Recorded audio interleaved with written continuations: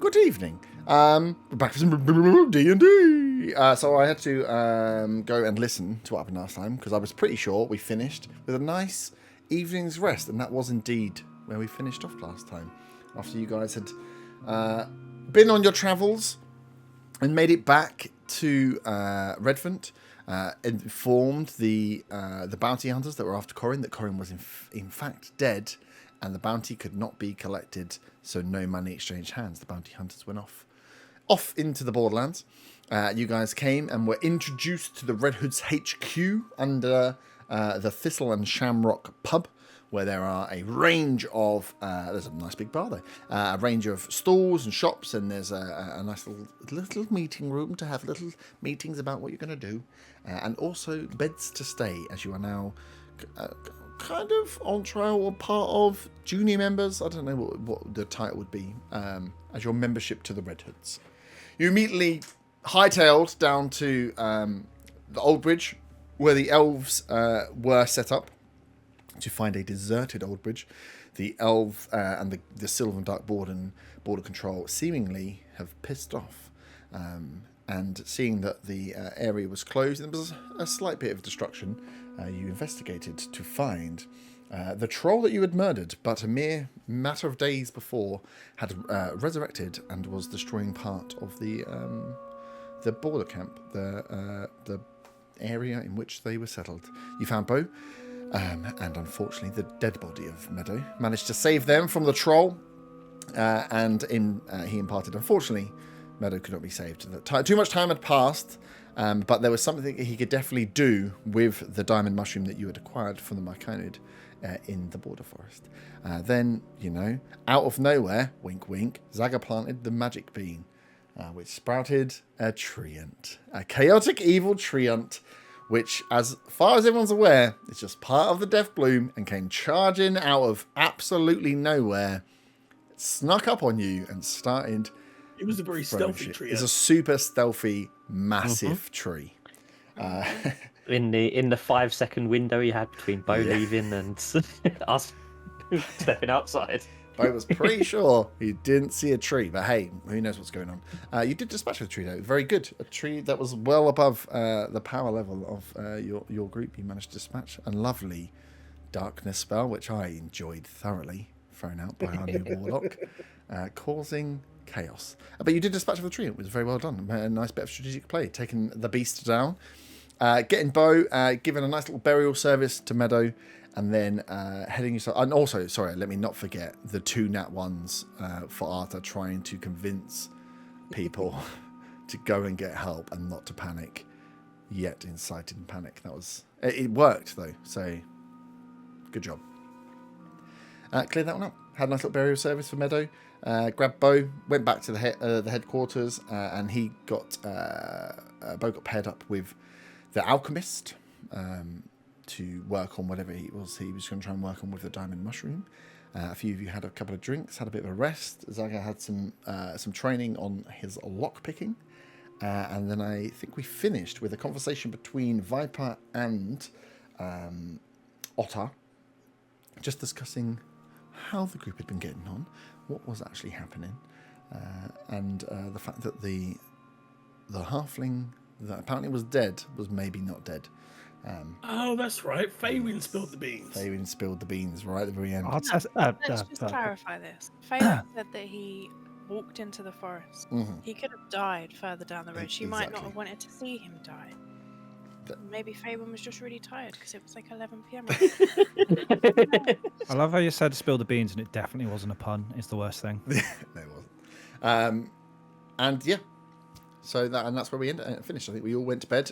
So we would be awakening on the new day. I think I did move the day over because I like to be preempting. So I think you're on day, unlucky for some, number 13.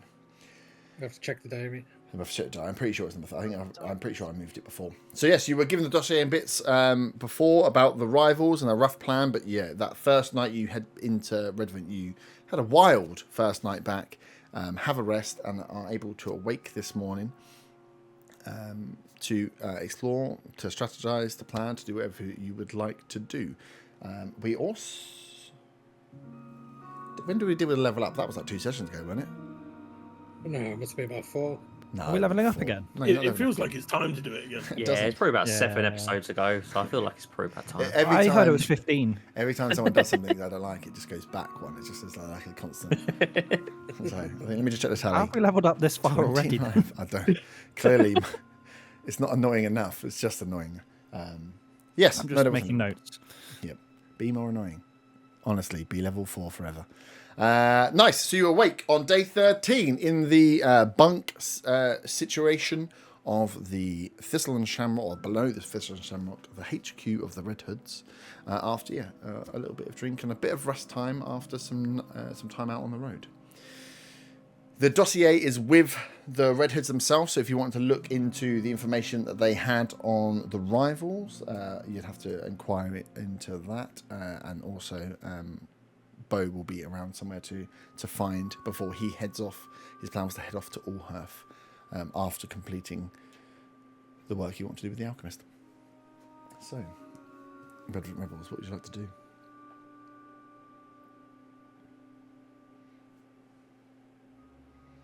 Wake up.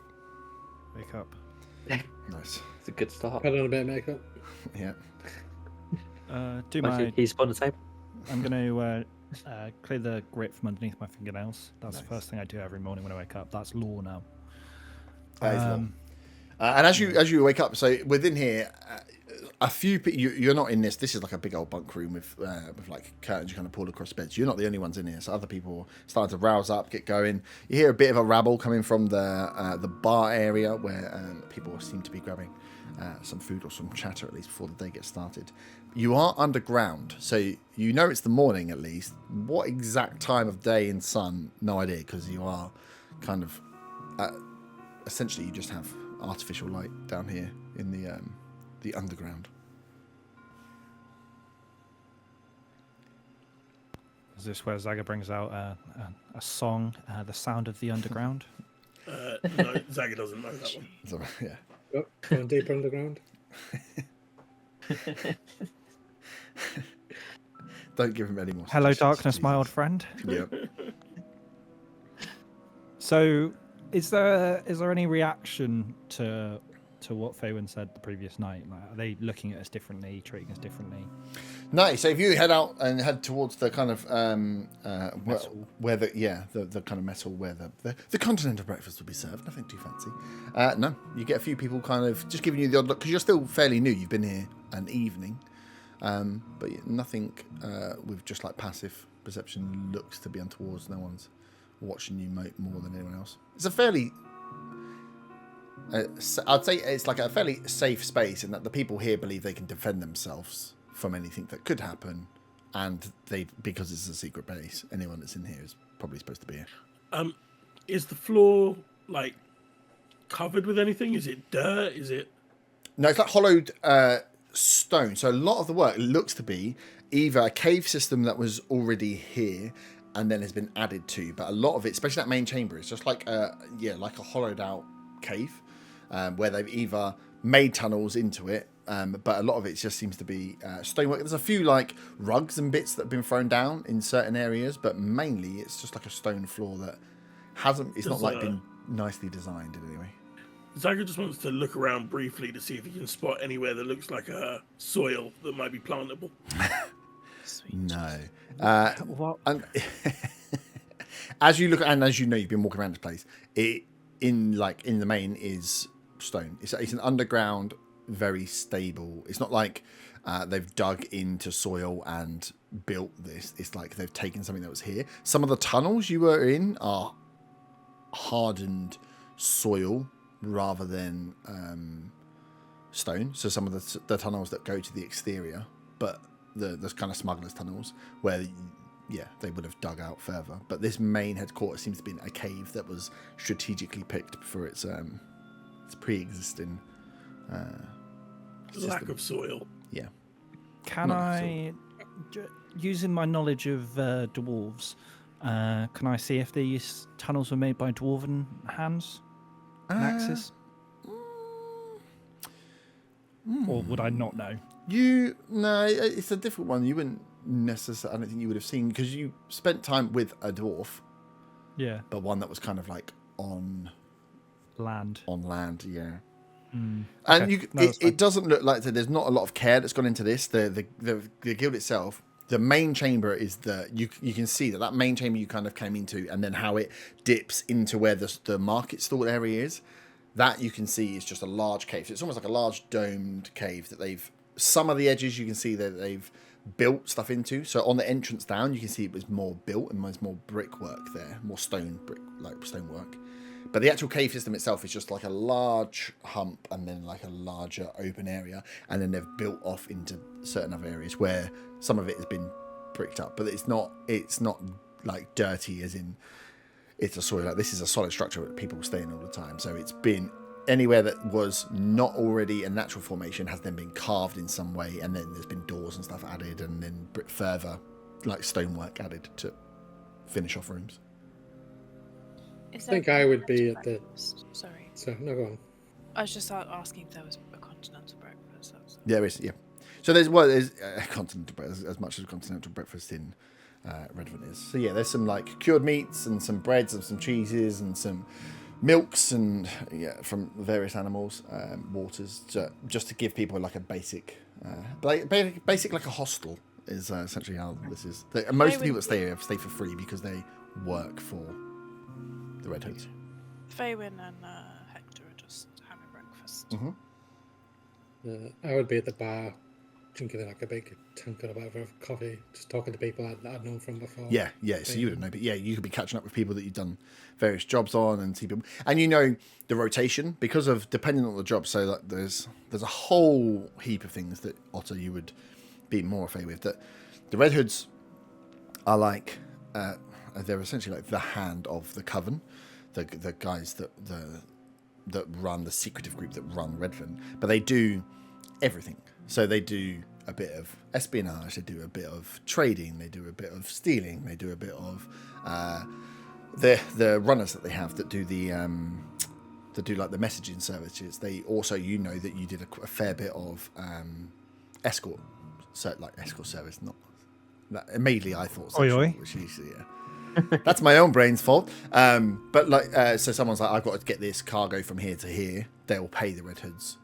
It's almost like they'll pay the Red Hoods to make sure that they get protected rather than robbed by the Red Hoods. So they dabble in a bit of everything. So that people rotate out on jobs, could be out for weeks, depending on where they're going and what they're doing, and then they peer back. So you get a lot of people that kind of bump into each other in this. It's like the passing of shifts almost in a kind of like factory scenario that people come in at different times and there's different groups. So you're catching up with people you probably haven't seen because of rotations for a couple of weeks maybe. Yeah. Cool. So you set that. Oh, yep. Zaga wants to see if his friend, whose name he can't remember again, is at his stall. If you To can't remember sneak his in name. another quick lesson. Sounds like Gracker. you need to remember someone's name. Call him a friend. Gracker. Can't remember his name. Gracker. It was Gracker. Cracker! Gracker. Hey, where's Cracker? So if you come into the breakfast hall, so you can actually see him in here in the morning, but the stalls at this time aren't open. It doesn't seem like they keep morning hours. It's like everyone's eating. He's not there as you see coming in yet, whether he's still sleeping or waking his way up. But yeah, the stalls as you pass through the kind of that area where the shops and stalls are into the mess hall, they you can see they're closed. In that case, Zaga will look for some duck for breakfast instead. That's 100% set my standards. Go hang on. That's scary. Living by his surface level thoughts there.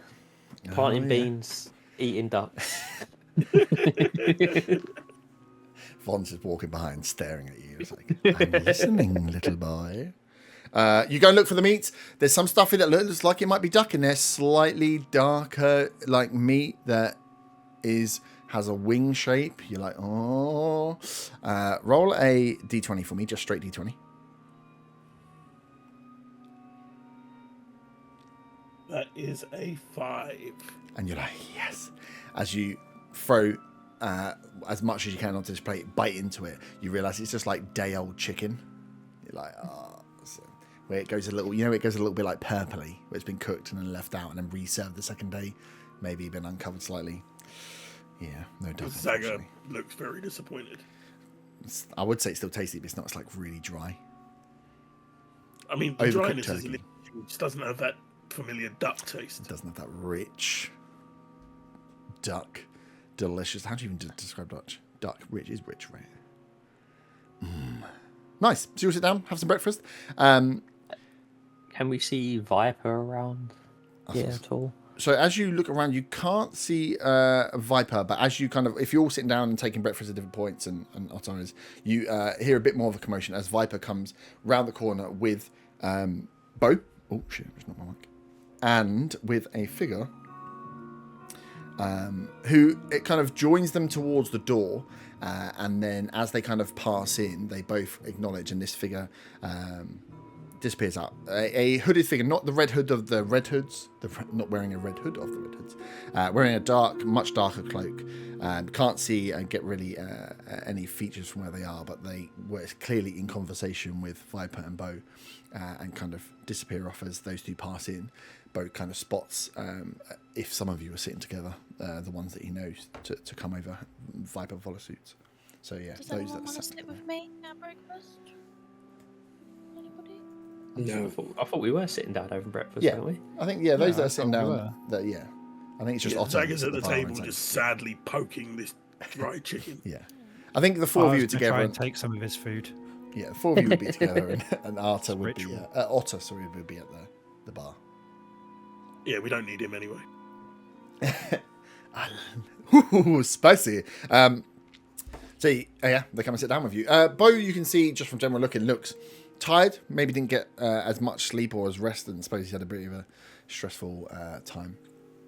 Viper looking well relaxed and rested after you'd seen her in the evening. As she greets you, she's like, good morning. I see you have found your way to the breakfast table. Hey, what's with this chicken stuff? Where's the duck? The duck? Well, there was reports that the ducks were being taken from the pond, but they're not the best ones for eating. We haven't had They're pretty tasty to me. Oh, well, I mean, by all means, if you want to eat from there. But we had some good ducks in before.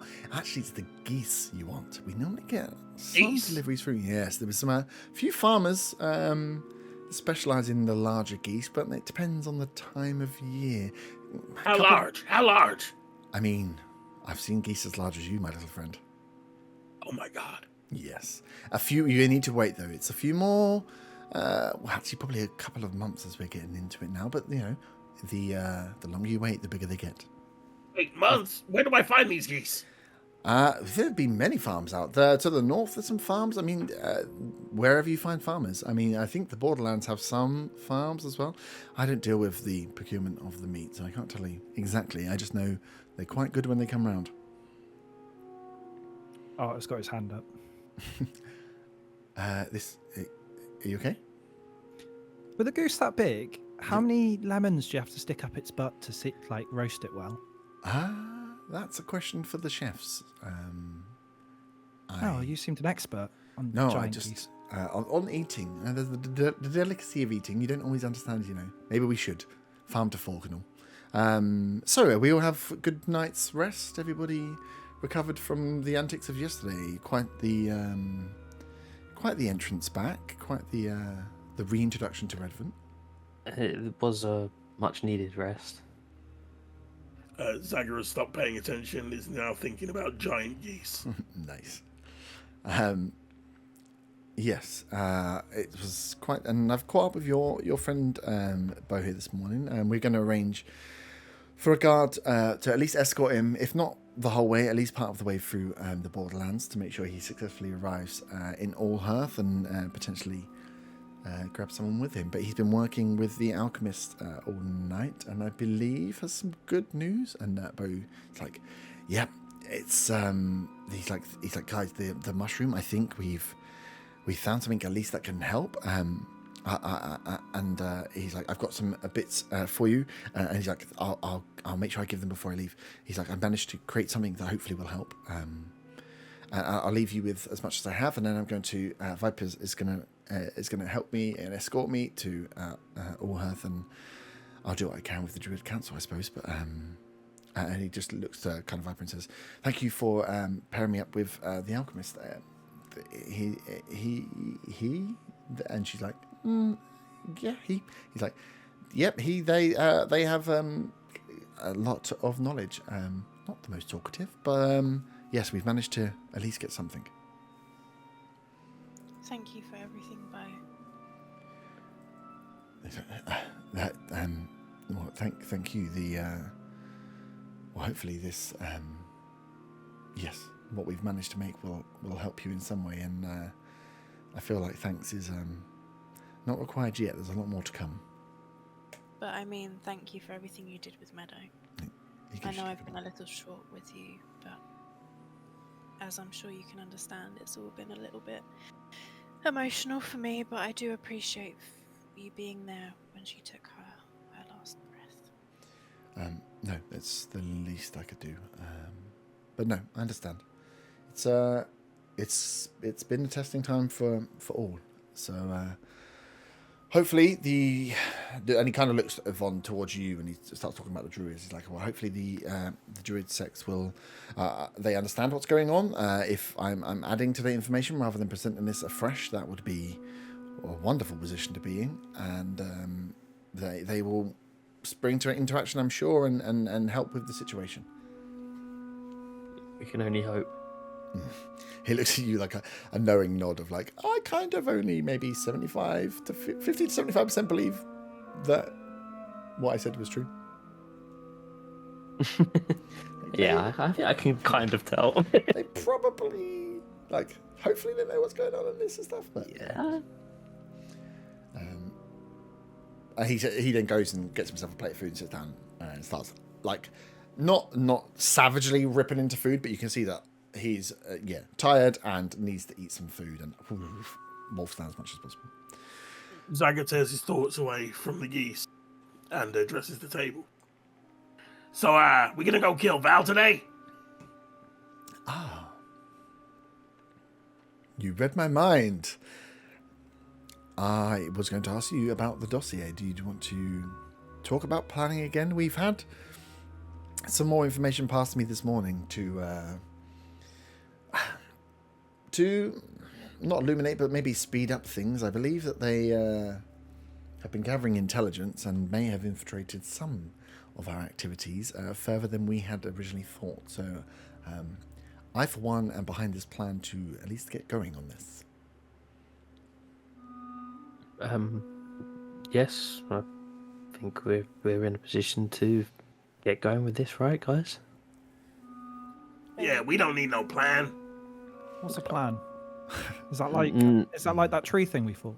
As you guys say that, she like looks over to the bar and just shouts over to you, Otter, and kind of, as soon as she gets your attention, just like gives you like a single finger, like, get over here now. These guys are going off the rails. Quick, be in the loop for this bit, please.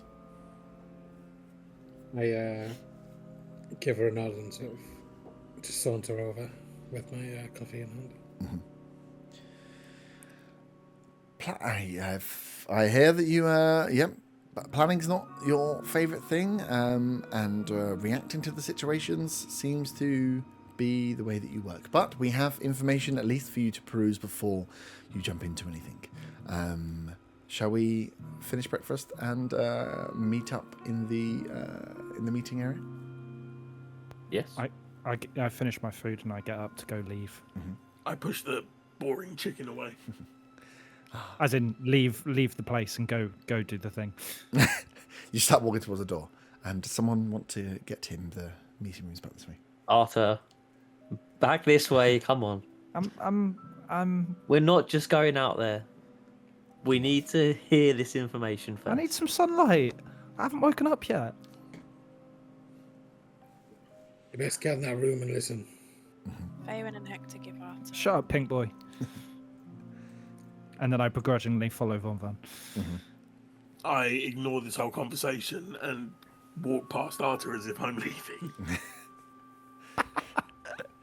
You want to go out? This worked really well for you last time. I pick up Zaga by the scruff of his collar.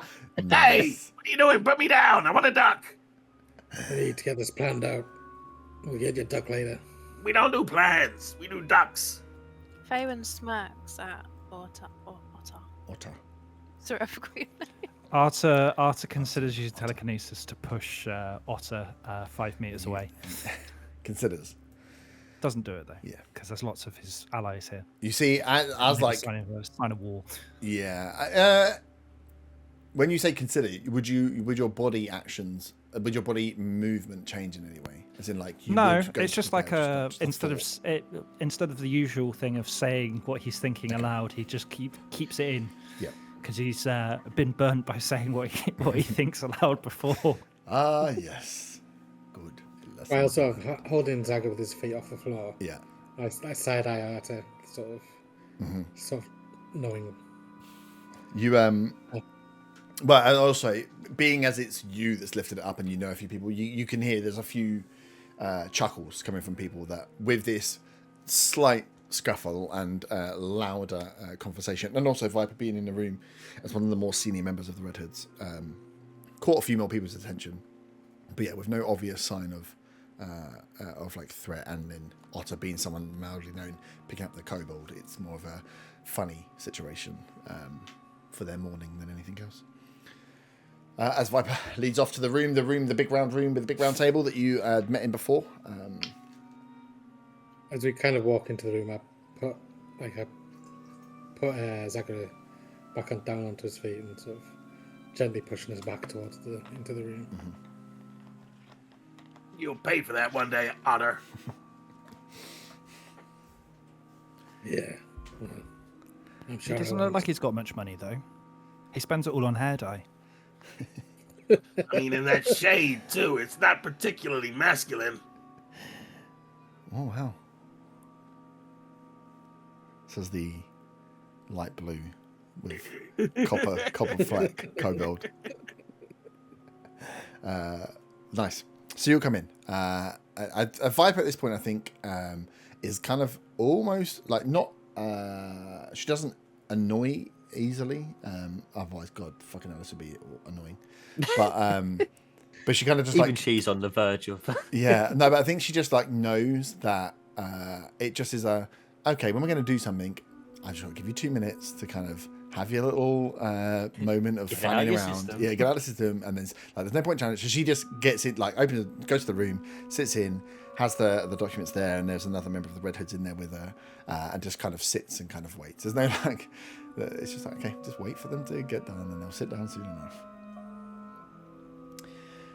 So, I'm glad to see that you are still on track with the mission at hand. The information you passed yesterday, it definitely throws some spanners in the work and gives us something to investigate. But yes, the immediacy of the problem in Redvant is something that we would like to deal with. From what you have told us, but just to clarify, the heads of this group that you'd spoke to had shown psionic abilities. Is this correct? They made my head hurt. Yes, they talked to us in our heads, and they could understand our thoughts, our replies. They're not the only ones. Yeah. Anyway. Yeah. So they seem to have and this a high level of psychic communication. Yes, this is what we feared, but they didn't show any. How do I broach this question properly? They didn't impart any of this ability, or show to impart any of this ability with yourselves or anybody else that you know of, or because we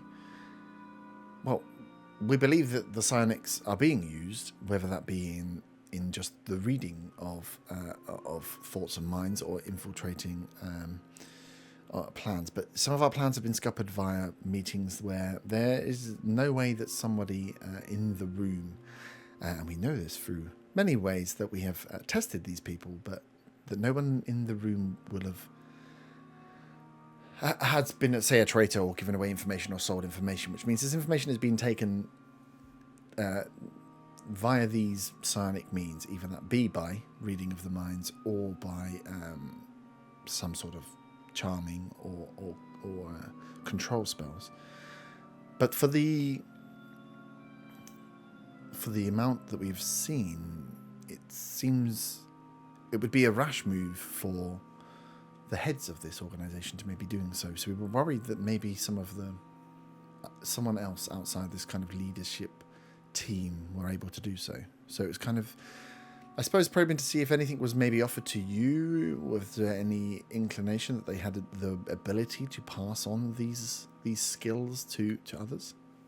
I mean, I definitely feel like I remember Vex saying at one point, I believe it was when she hurt Zagaranata through this psychic ability, that they have ways of teaching their skills. Zaga wonders if that's where Von learned to read his mind. Mm-hmm. But we never. Well, I never saw personally them pass it on to anyone else. But But from what they said, it does suggest that they have the capabilities to. We only ever saw Vex and Zarkle using it, so I don't know. Maybe something has been passed off into someone in the other group. But... Okay. No, it's good. It's good. Sorry. No, it's it was a long shot. Oh. They and I. Fabian kind of looks at Von for reassurance that she can say something. Mm-hmm.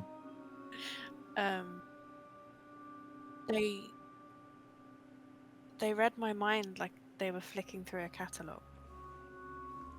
Yes, this. What's the catalogue?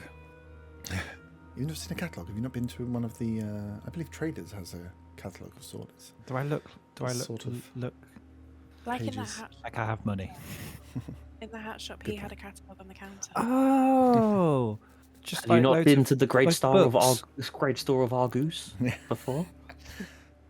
Don't speak about keys. You'll excite Zaga. Oh dear. Yes, no. This ability is the one that we you've told us about, so we were aware. But the to have that many, I suppose the level of infiltration we're seeing via psionic purposes means either an aggressive move from.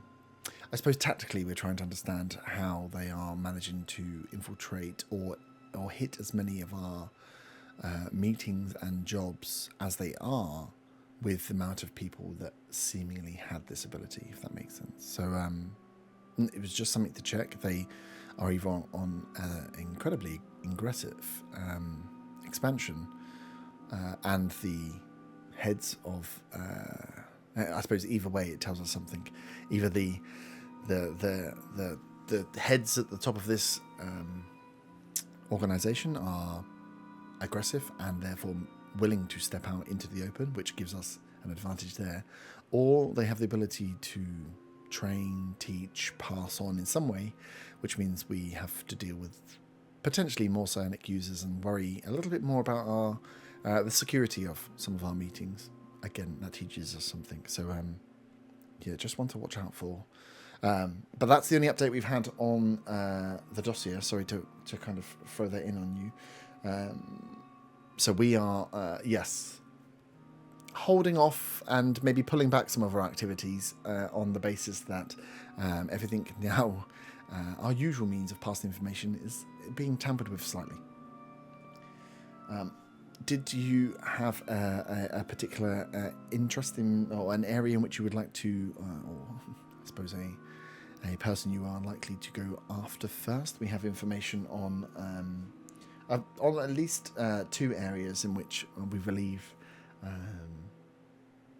there's more information to be found, or possibly the ability to find these this group in action. So I suppose it's kind of takes a coin out of his coin purse and flicks it into the air. And he puts it on his hand and he goes, heads or tails? Oh, you really are a team of chance. Tails. All the best creatures have tails. It's heads. Damn it. Von Van, you pick. Wait, hold on. Tim Tam. Tim Tam, those are delicious. Do they have those on Dracula? You can import anything. You try hard enough. What about ducks? Oh yeah, we definitely have ducks. Lots of ducks. I mean, what? So we have the two separate groups, right? Yeah. Well, we believe that one of the blacksmiths on the lane within town has been dealing and maybe taking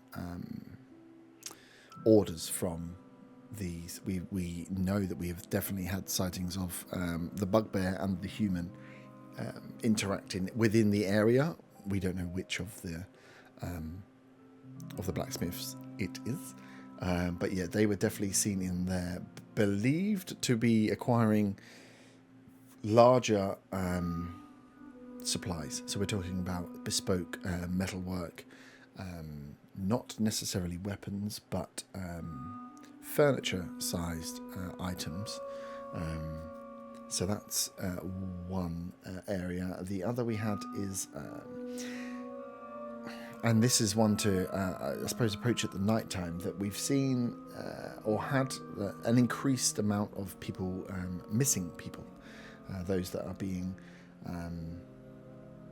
either taken or just disappearing in the night.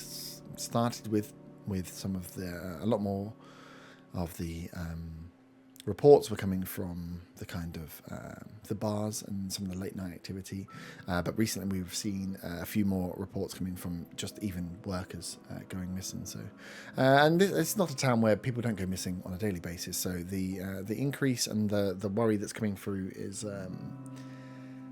is one to look at. The residential districts and the kind of areas to the kind of west and south, further away from the businesses district. We know that they've been seen, at least one of the tieflings, if not both of the tieflings, seen talking to some of the common folk, being a little bit more open and brash with their conversation. What they are doing, we do not know. Whether they are, there never seems to be any signs of struggle. We're not having people being kind of bagged and tagged and taken off the streets, but they are disappearing and not returning home when they should be. So yes, there's that area, or the area of the kind of residential area to explore and try and find out some information, I suppose, as well.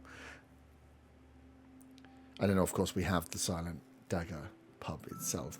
We have been unable to glean much from either the warehouse or the pub.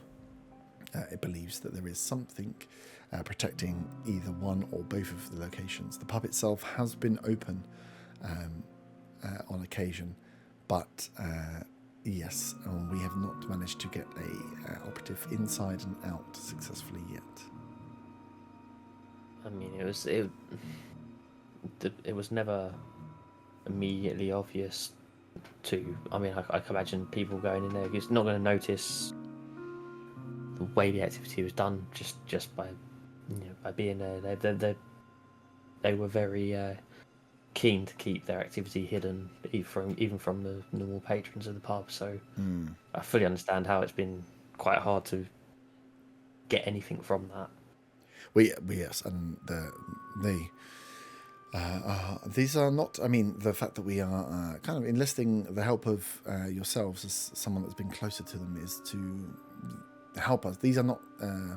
This group is not your normal startups who try to gain a little piece of the puzzle, a little piece of the pie in Redvant. They definitely have some power behind them. So. Any help we can have is much welcomed. But yes, they definitely have loftier goals than just a piece of the pie. Yes.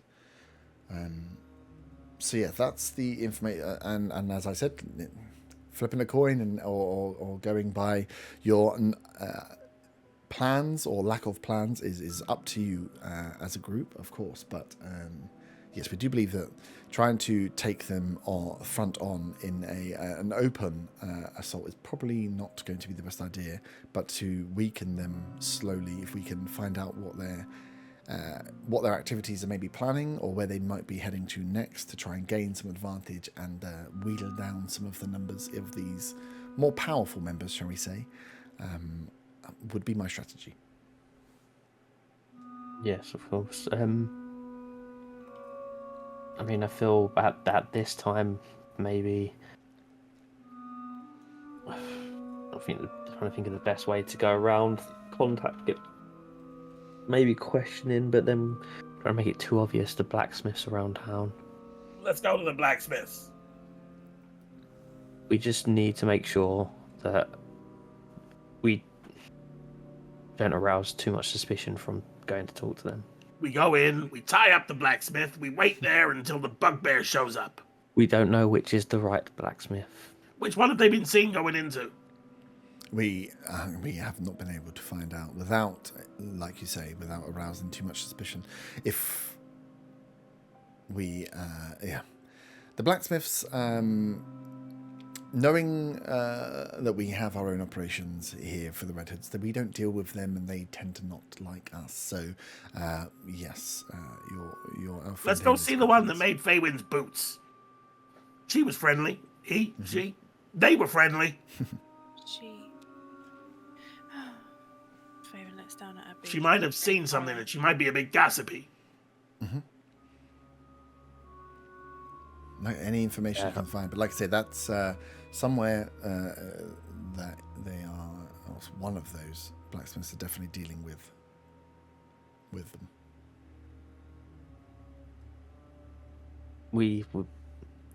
I feel we need to also kind of keep a fairly low profile, obviously, but I mean, all of that group would recognise us, so we may have to recognise you, maybe. That's very true. The rest of us would need to find some way of disguising ourselves, possibly. I mean, if they see us, we kill them. At this point, Faerun pulls Hector out of her pocket and puts him on her shoulder and kind of edges towards Zaga to try and distract him. Zaga's head snaps around and looks at the weasel. How would we disguise ourselves? When you said that first, I thought you were like, I get the weasel out and I put it over my head to create a new fringe as a disguise. I was like, what? Just wait till Hector gets his own little boots. You get him out on your shoulder, you just say, "Don't let him eat me." I can hear his saliva. Well, I mean, as a way of disguising himself, right? Yeah, I mean, Arthur's been doing some impressions of people recently, right, Arthur? You'd be able to disguise yourself. It's got a fancy head. What about the rest of us? I mean, everyone knows I'm really good at persuading people as well. And I'm really bad at lying. We need to have a backup plan here.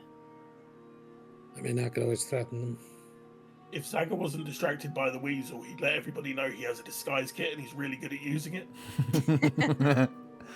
Hector wags his tail. Wait, do I also have a disguise kit? I feel like I do. You have a hat. You have a hat. Yeah, no, but other people, you know? Can you I'm a just, team player. You have a hat. can you just buy a disguise kit? Is that a thing? Yeah. We have to be proficient with it. Right. Well, so if you buy a disguise kit, you then have to roll to see how good the disguise is. Proficiency lets you... no, it's the same as lockpicks, really. So you have to have it to be able to do the disguise, and then essentially the proficiency means that you've got a better chance of rolling a better disguise. You could do a disguise, roll low, and then you think the disguise is really good, but potentially not. Could someone just do the disguise like a makeup artist? If they were Yeah, proficient. somebody proficient who has a disguise kit who's distracted by a weasel. Right, got ya. Good to know out of character. Hector. Right, Yeah. So Arthur, you can use your hat. I think it is. Who do you right? want me to be? Denied, Matthew. My name's Arthur. I know I get your name wrong all the time, but you can only do the same to me. You can be whoever you want to be, just don't be Arthur. Applies to Wayne. Or any of the rest of us, actually. Yeah. I know what you're like. Just make your skin a bit blue. I Blue's can, a I good can, color. I can wild shape. I mean, Keep I a don't like the lookout sound from of this distance. already. You don't like the sound of this? You said be whoever you want to be, and then you said I couldn't be me. Aw. What else would I want to be?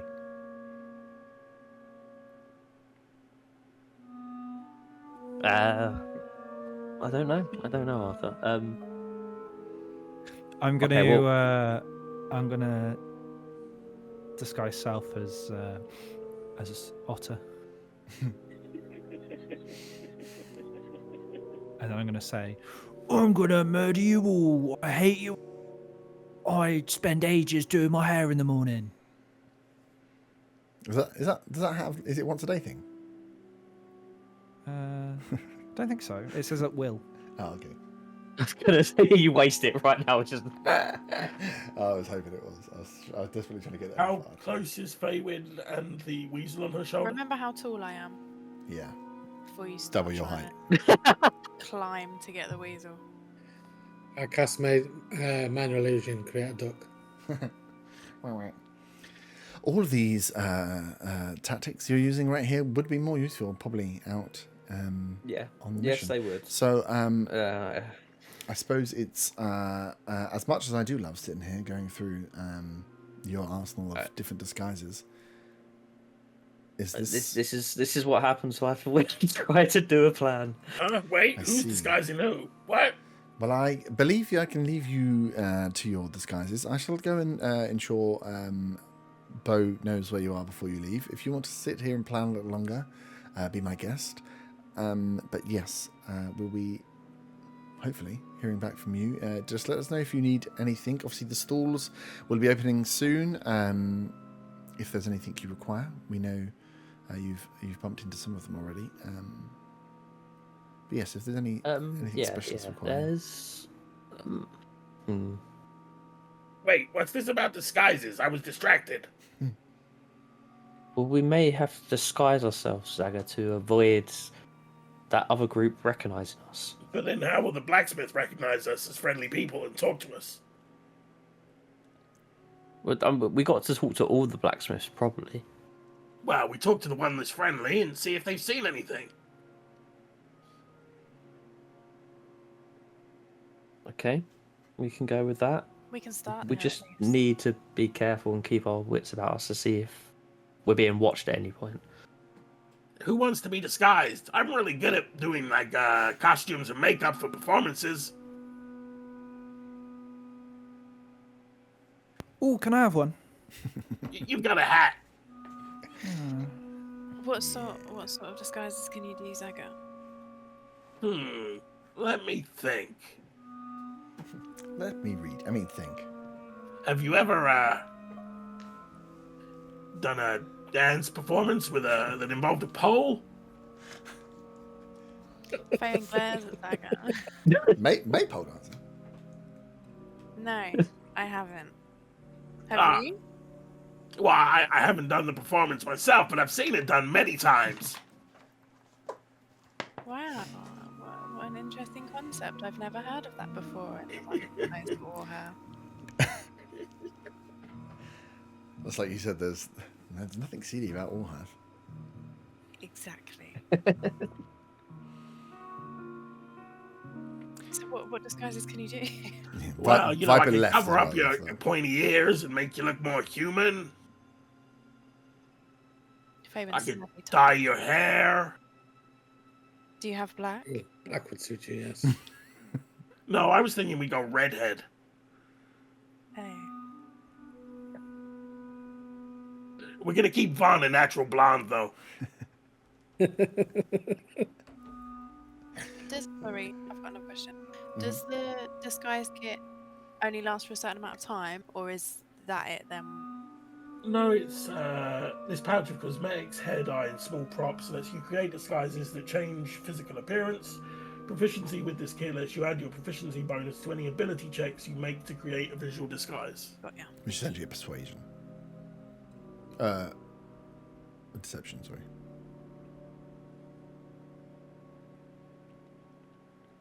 Would that mean if I disguise somebody else, I roll a deception roll, check yeah. to see how convincing their Yeah. disguise is? Yeah. Is it If a you do the performance? makeup check, you do the.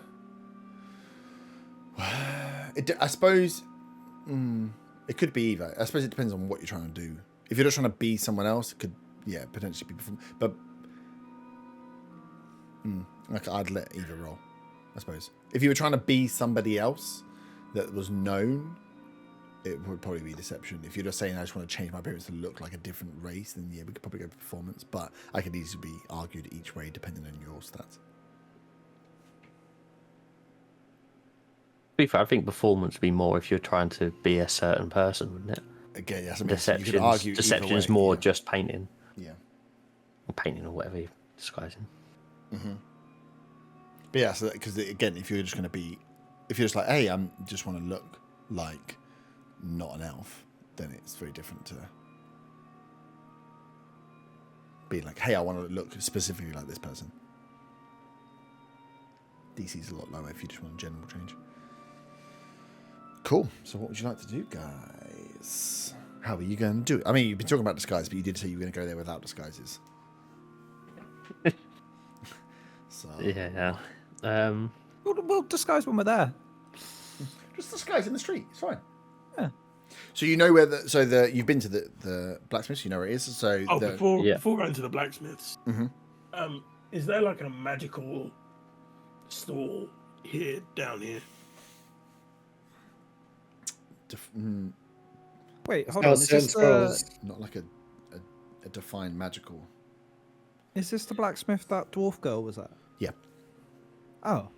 So there was the dwarf. Yeah, so you went into the dwarf one, which you, if I seem to remember right, it didn't have a great time with. And then you had... I did. Yeah. And then you had the I was one polite. that you bought the boots from. Yeah, the boots one was friendly with us. Yeah. No, I was looking for somewhere to sell this Kadir antler. Or to see what it's worth, at least. Mm-hmm. If not, then maybe I can go to Edmund's after we've been to, or before we've been to the blacksmith. There's... Yeah, okay, sorry. So there's not... Yeah, so there's not a magic item store down here. So you've been to the Rogue's Arsenal, which is Grakar's shop, which has some... there's not really a out and out. They don't specialize. I suppose they're like a thieves guild rather than like a military unit. Would Al the chemist have an interest in such things? The alchemist might have interest in some things potentially. There's also where you haven't been, the Silk and Dagger Emporium, which is but that's more towards kind of clothing and some armor. Less like the best place for things that are weapon based is going to be the blacksmith. But the apothecary and the alchemist may well have some interest. I know Magical. Edmund will give me the shittiest price in the city. Of course. Just out of character quickly, we did retcon it that I grabbed the other one off Yes. of Corin, right? Yeah. Yeah, cool. Okay, so we have got one to keep if somebody actually wants to use it. Yep. Which, right. So Viper's left us, hasn't she? Yeah, she got bored of your conversation. I thought she was getting stuff that we needed. She was going to get like both. disguises.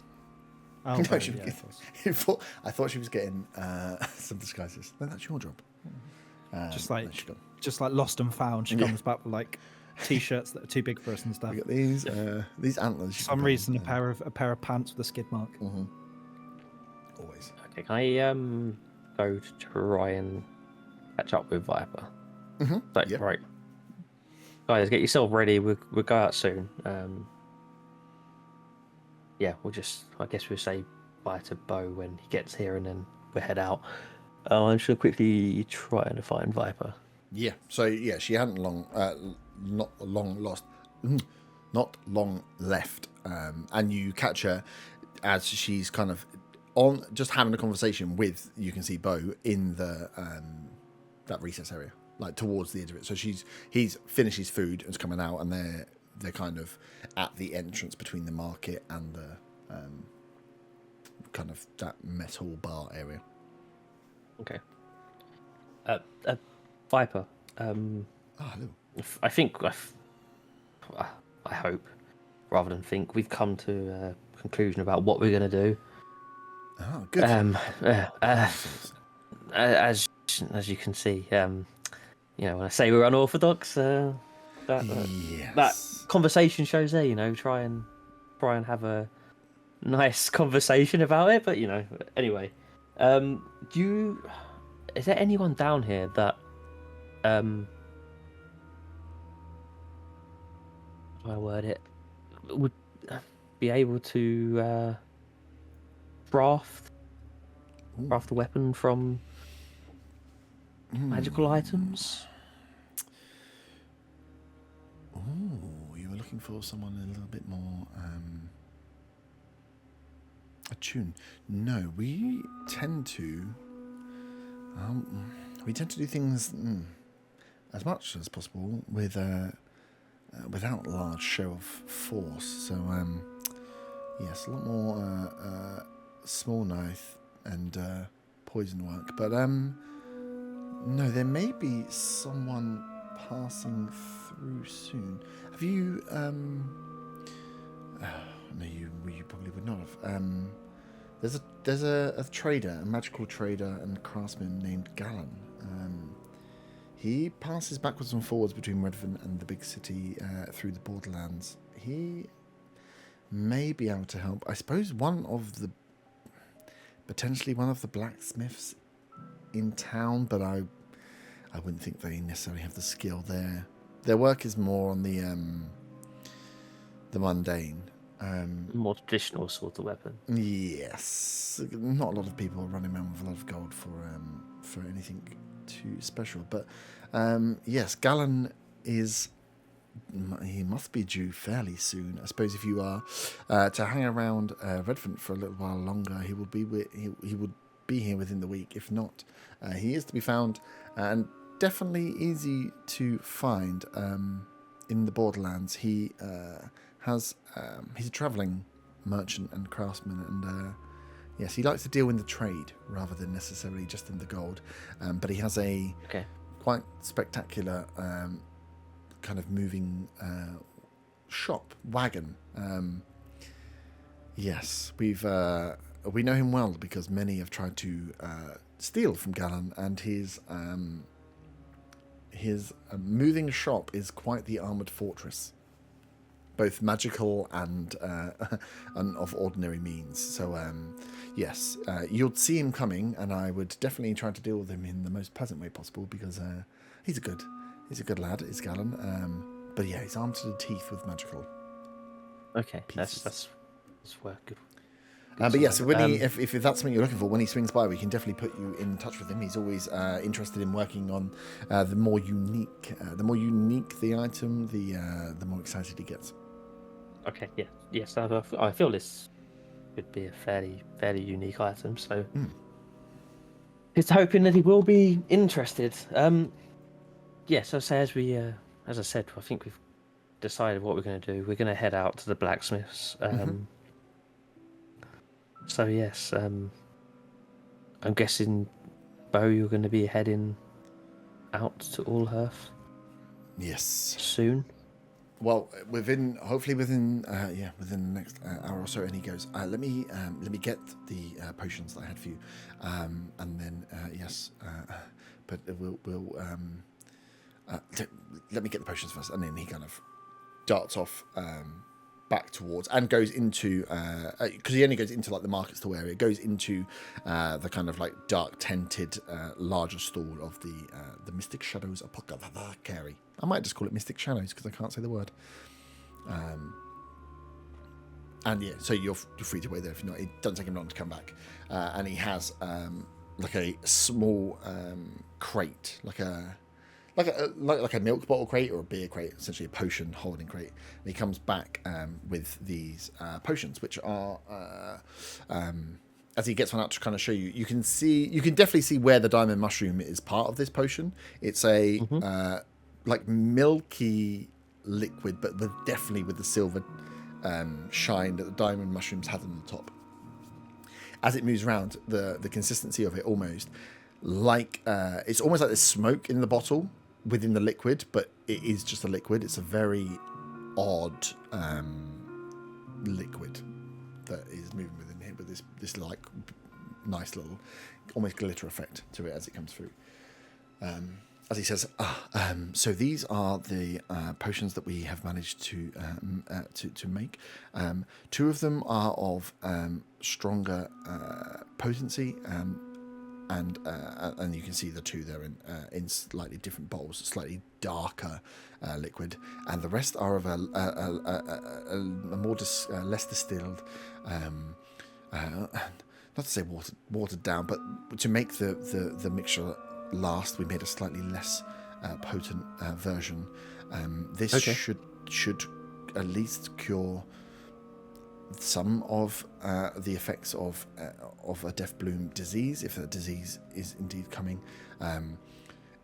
If it is as severe as what happened to Meadow, she would need the larger dose. But if it's if it's caught early enough, or you find someone that has recently caught something, whichever form this disease might take, then you can try the lighter version. I've got a few of these to take back with me to Allhearth. So yes, these are for you, and hopefully keep you guys safe. Thank you, Bear. And I'll pop them in your bag. You'll add them. Yeah, I'll add them into your thing. Yeah. So yeah, you get you get a potion. I'll double check the numbers. It's either 6 or 8. I can't remember if it's 6 of one, 2 of the other, or I said 4 of one and 2 of the other. But I'll double check. Okay. Cool. So yeah. So yes, I suppose Viper, whenever you're ready. And then he turns to you and he's like, if you make it to Allhearth, please keep us updated. You'll find me with the Druid sect there. They should be easy enough to find. And you've been to kind of the Druid kind of it's not like a university campus, but the sects have buildings. They have like a common area, and they have individual buildings for the different elements that the Druids kind of all back to. So you've been there before. You know the rough area at least. Yeah. But he said, yes, please come and find me, and we'll hopefully be able to share notes on possibly a brighter situation than where we are right now. Just quickly before you head off, I don't know if Faywin would want a message delivered to Allhearth. So it might be best to quickly head back to the rest of the group. Yes, we did say. Faywin needs pocket money. Faywin, is that what your letter says? Daddy, send me pocket money. I'm skin. So yeah, Viper will send someone to come and collect. If you do have a letter to be sent with the parcel, let me know what it is. But yeah, that can be collected and sent. But yeah, Bo kind of is like gets ready, and Viper kind of points him off in a direction. He kind of gives you a nod for one, and off he goes with his little grabs his little pack, and Bo is on the way to Allhearth. What are the rest of you cheesewags doing? Head back to the rest of the group.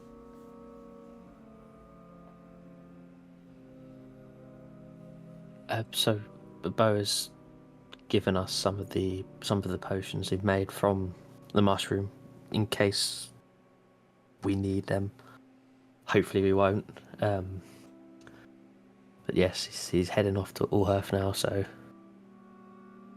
we should probably get on our way up to the blacksmith, I think, as well.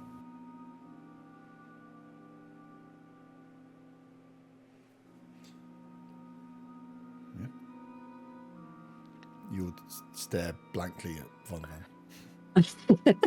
Everybody's dead. Hello? I took their tongues. Is anyone here? I took their tongues. They're all dead. So are we going then? I think we should go. Why has nobody suggested it yet? Yeah, I mean we've been sat here for ages. I don't like sitting still. Come on, It's not, Arthur, let's it's not go. what we're good at. Let's go. And I hold his hand. No, I don't. Cool. So you head out, and what's it seen? I turn around, making sure everyone's following us. So you head out, and you can head to go to the blacksmith's. It's within, or very close to where the Thistle and Shamrock is. So where the kind of larger market square and central region of Redvant is, where some of the pubs are in the kind of north area. The Thistle and Shamrock sits to be in like the northeast, close to where the Cloudport is, and the rest of the high streets and where the shops and bits were just like a short, less than 10-minute walk across the square area to find the alleyway street that houses the blacksmiths. So I'm assuming you're all going, and that's where you're going, unless you're telling me otherwise? Yes. Yes, cool. So it doesn't take much. The day, as you get out into the light coming through the Thistle and Shamrock pub, through the entrance, you made your way down the first evening, which was yesterday. You come out, you get, when you hit to the pub is dead this early in the morning. Yeah, you get a nod from the person behind the bar, who is not Olaf, it's someone else, but I can't remember who it is. And you kind of head out into day. You can see the sun is up, so you know it's not super early. But yeah, as you go out into the streets, there's the morning rush of people going towards their businesses and moving. There's the starting of some of the carts in the street moving around. And it seems to be, in the early, you're talking 8-9 o'clock in the morning. People are getting off, heading off, starting their business. And it seems like a busy old day in the middle of January in Redvant. Zaga turns to Arthur and he says, do you want to use your hat and keep watch outside while we talk to the blacksmith? I pull my hat over my eyes and kind of look like a cowboy. Oh, you didn't mean like that. Seeing his reaction, I go down like a little alleyway and I make myself look like an orc, like a small orc, like a half orc. Yep. Smoke. A dwarf. And then I'm going to stand outside looking grumpy. Nice. I like it. Just worked, didn't it? That. Hey, where did Arthur go? What'd you say to me? No, not you. Fuck off, orc. Roll up a performance check. Who? You. I'm not doing it interpretive dance, so I can't use No, my you plus can't two. use. Just do everything in 30 times. That's a nat 20. Nat 20. So Yeah. Arthur disappears off, comes back, and you're like, fucking hell. Like that, the fucking half orc just appeared. And even as crazy as that voice was, I mean, Zaga definitely. When was the last time you saw a half orc? This is the half orc just appeared out of nowhere. It's a good show you. What did you do with my friend? I rub my belly. I draw my sword. I take my hat off. Shit! For fuck's sake, now I've got to do it again. Yeah. I go back to the alley, and this time I turn into a bugbear. Nice. And then I come out. Okay. This time you're more aware. Okay. Fool me once and all that. Jesus. Before we go on 20 minutes of you two just rolling performance checks and fucking insights. We're going to be here until the end of the session. We definitely saw Arthur go into this alleyway and walk straight out Yes. as a bugbear. Yeah. Because, Probably saw me there- change. because there is a bugbear that's scouting out these Yeah. blacksmiths that has been doing the dealing around here, which, is perfect for this. Yeah. Not that bugbear, though. Can I I've got like a little red bow. Can I kind of look around to see if I can see what I remember the bugbear and the human to look like anywhere in the vicinity? Yeah. Roll a perception check. Oh, yeah. That is a 16. 16, nice. I know, as you're making your way towards the blacksmith entrance, there's a few carts and stuff moving around with some goods. You don't see them, like you catch humans here and there, but the no one that looks as heavily kind of armored up as those were. So you see like a bald-headed human that looks a bit like the human you're looking for. You're looking for the bugbear. You may catch the odd, but like very rare. I think this far. Maybe it would be the odd bugbear here or there, but again, the frame and size of them don't match. Not as large as Grolka that you'd seen before. And again, mainly, no one looks as armored up. It's not a city where people, if they are walking around, it's like where you saw some of the dock workers and the sailors had armaments. Some of the guards at the warehouses had armaments, but they're just leather-like tunics and a sword that isn't wholly impressive. No one's running around with great swords or giant like fucking axes and shit. So you don't see anyone that's you spot out as being superly. I'm presuming at this point they wouldn't have any reason to be stealthy either. Well, and it all depends on What kind of reaction was right? that? Mm-hmm. Or would they? Well, you asking what their motives would be, but you don't know what the motives would be. Well, I'm assuming. You're assuming, they wouldn't be hiding. They don't know we're around. They don't know there's any reason particularly to hide. Mm-hmm. So you make your way towards the blacksmith with that information, and you get to the narrow alley. So the blacksmith quarter is not really a quarter. It's one slightly larger street. The pavement is not there. It's kind of wide enough to get a decent sized cart down, probably 25-30 foot across. So you can get a large 20 foot across cart in and out of the blacksmith area if you needed to. And as you look down, you can see that the alleyway itself is probably only about 50 or 60 foot before you get to the three blacksmiths. The one on the left, which was the one you went to before, which was Chilver's Swords and Armourers, or whatever it was. The one on the right, which was the one where you spoke to the dwarf, and one that was at the back that you hadn't gone to. The three kind of sit as separate buildings, almost look like they join, but there's alleyways that run between the two there as you kind of come in. So you have one large alleyway in, the one on the left, one on the right, and the one in the middle. Between the middle and the left, there's some alleyways that run their way out. And you will see as you come in, towards the slight right and further back, something that is very obvious and easy not to miss, is a large cart set out with a lot of metal on the back. Looks to be sort of square in shape, potentially like fencing, but there's, from here you can just see there's something that seems to be, there's a large old cart sat in the yard, and on the cart seems to be a big old hunk of metal. From just looking at it now, you can't quite work out. Are there any markings on the cart that indicate? So where you are now, you've just entered the lane, so it's a bit like entering a road. And at the bottom of the road, you can see, like 60 foot away, you can see there's a cart with some metal on there. If you want to do anything with it, I'm just saying, before I make you enter the street, you're at the edge. That's what you get as a first look. So if you want to look for markings and stuff, you're going to have to walk As closer we're to walking it. up, Arta turns to Zaga and he's like, "What is it called, a blacksmith? I don't know. Is it because of like the coal? The or soot, like- the dirt? Yeah, maybe. Hey, by the way, we need like a warning sign in case you see any trouble out here. I've got the perfect thing." And then I put my my finger to my nose and tap it as though it's like a knowing thing. Wait, It'll be I my won't surprise. I won't be able to see that from inside. No. You'll know. I'll know? Okay. You'll know. And I turn to the rest of the group. You'll know. What am I looking for? Why does this fill me with dread? It does. What am I looking for?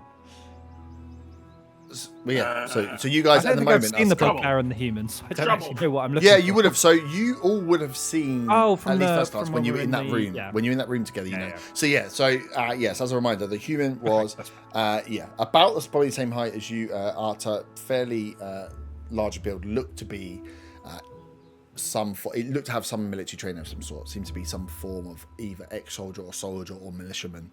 Had some sort of long sword as his weapon, but didn't interact too much with you. And then you know the bugbear from the fight as well. Big bugbear, carries a big weapon. Seemed to be a bit of a menacing bastard. Ugly. Doesn't like elves. I did say ugly, did I? You added that one in there. Yeah. Looks like a Yeah, that's cool.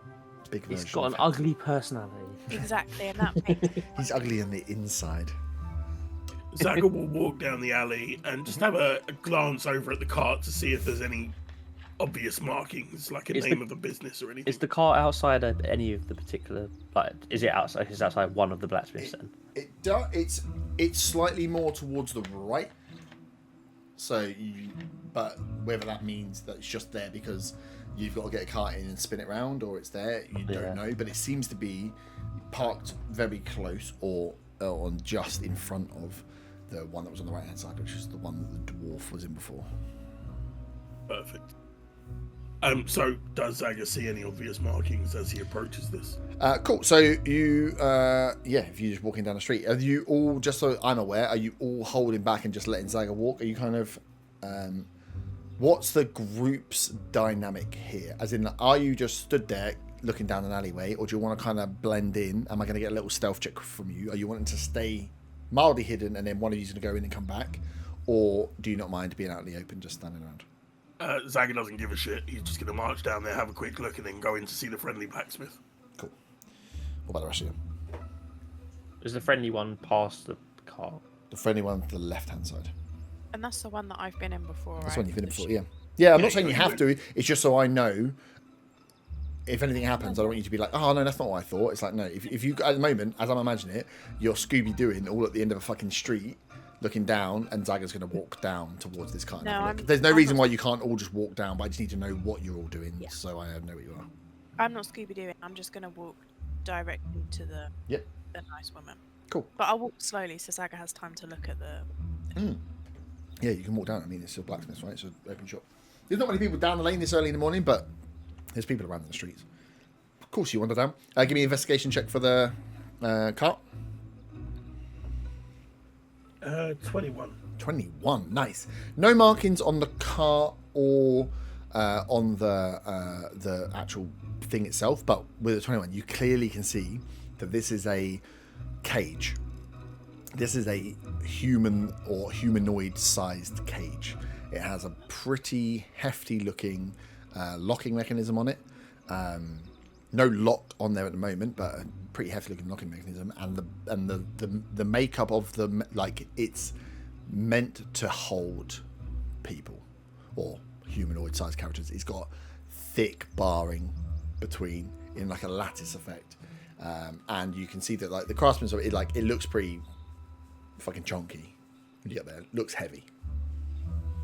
But no obvious markings or anything. Just all you see is like almost the fresh welding work where it's been brushed clean on the corners, and you can see where it is. And you just, as you're looking at it, you're just like, that's fucking, like, that's a lot of metal. And with a 21, it clearly is a cage to hold at least humanoid size, more than one. So it could be for a large beast, I suppose. But it's a big old cage. Okay. Yeah, it's just a glance over at it to check quickly, and then we're into the friendly blacksmiths. Nice. So yeah, so it's just you two, the rest of you hanging around outside, all going in. What's the plan? I'll hang outside. Yeah. I'm also outside in my bugbear disguise, but standing away from Otter. And also ready to give the signal. The signal that only I know about, but you'll know. You'll know. I guess I'll go in with Zaga and Faywin then. Yeah. What was the name of this blacksmith again? Does anyone remember? Does anyone remember the name of this blacksmith? No. No. I don't think I even came in last time, to be honest. Last time. Did you want to This try was and when I was remember? in the doghouse, so Yeah. I just remember that she was lovely. Yeah. And we got matching shoes. I know what her name is. So yeah, as you guys go in, yes, this is you flash as she turns and notices the boots and her own craft work. You remember the name of the old female or older female is Arben, Aben. Hey, how you doing? Long time no see. Ah, my favourite little customers. I see everything is going well with the jacket and the boots. Very nice. They're gorgeous, aren't they? Good to see returning customers. My favourite type of customer. I assume you've not been here for a little while. Ready for a little bit of shopping, are we? What are we in town for? Well, we got a couple of things to deal with. First of all, do you know how to do anything with one of these? And I'll show her the Kadir antler. Oh, what would you like to do with it? Well, I don't know. Would you be able to do anything with it? I hear it's magical. Oh, okay. I was going to say it's an antler. I can turn it into some ornament. I suppose I could mount it on a... You want it like a trophy, or...? Okay. You're not really into the magical kind of weaponry kind of thing. Not necessarily. I mean, I've traded in some items of magical, but no, not really my cup of tea. I see. See, I took this off of Kadir. I was wondering if you'd give me a price for it at least. I mean, do you have the other antler and the skull, so it could be mounted as some sort of ornament? Unfortunately not. I only got the one. I'm not sure there's much I could give you. I mean, there's not a lot. Bone, what can I do with bone? And she's that kind of thing. She's like... Never mind. While we're here, though, my friend Faywin has a new pet, and she keeps, I don't know, looking at her own shoes, and I think she wants to get some boots for the weasel. I blush, a little bit embarrassed that I'm about to ask Hector to leave my pocket. But he does it anyway. You had to ask her to make boots for a weasel. Hell yeah, I did. Do you think that you could do something with these little tootsies? And she, as you get, Hector wouldn't wait. Just yeah, as soon as, like, the question is perplexing, and you can see her, like, the confusion on her face as you're asking, like, what do you mean? And as soon as she sees Hector, you just see her eyes light up. She's like, "Oh my god, look at this little man!" And she comes, and she's like, "Can I?" And she's like, gives him a little scratch and stuff, like roots around in her pocket, and pulls out just like small amounts of like cured, what would be like jerky, I suppose, just like snacking jerky and stuff she has in there. She's like, do you mind if I give him a little bit of food? And oh my god, no, please do. Zaga looks insanely jealous. How jealous. Have you got puppy dog eyes? No. While she's doing that, he wants to try and slip in casual conversation, something along the lines of, "Hey, is somebody making cages for the circus out there?" And she's like, "Oh my, look at the cages for the no, the cage. That's Kurda's making the cage. God, she's been working on. Oh shit, yes, she's been working on that for a few days now. It's, I mean, lurking long hours. It must have been a good price for it, because she doesn't like to work more. You know what dwarves are like. But no, I don't know who it's for. She's like, oh my god. She's like, we could definitely do something, but I'm not sure we're going to be able to get soles on the boots. But I can, and also he's got such cute little feet. Does he not need the feet for climbing and such though? So will the boots not? What if we got some like leg warmers? So the soles of his little buttons can come out and he can climb still. Because the worst thing we could do is essentially make him unable to climb. Oh, we wouldn't want him to be disadvantaged in any way, would we? I'm sure there's something we can do here. Maybe they could match my cloak. And then Hector rolls on his back and pokes his belly out to be rubbed. And then I got sweet back. Stroke my belly. Faywin gives Zaga a look as if to kind of say, like, ask again, ask more. She's distracted by the belly. Yeah, in that case, Zaga will say something along the lines of, "Yeah, well, it's definitely a bit of an eyesore out there. You haven't seen anybody like admiring the work?" Give me a persuasion check at advantage. Oh, Hector's belly's given you advantage. Don't forget that. Next time you're trying to eat him. 18. No, not yeah, I agree with you though. It's honestly taking up half of the entryway for the goods coming out. It's a right pain. But no, Kurta she assures me in the shortest manner, whether I can believe or not, that it will be leaving either some point today or tomorrow. She's said it's being taken by, I don't know whoever it is, but it seems that it's done as far as I can make out. So, yeah, soon it should be off our shores. Like, I can make it match the cloak.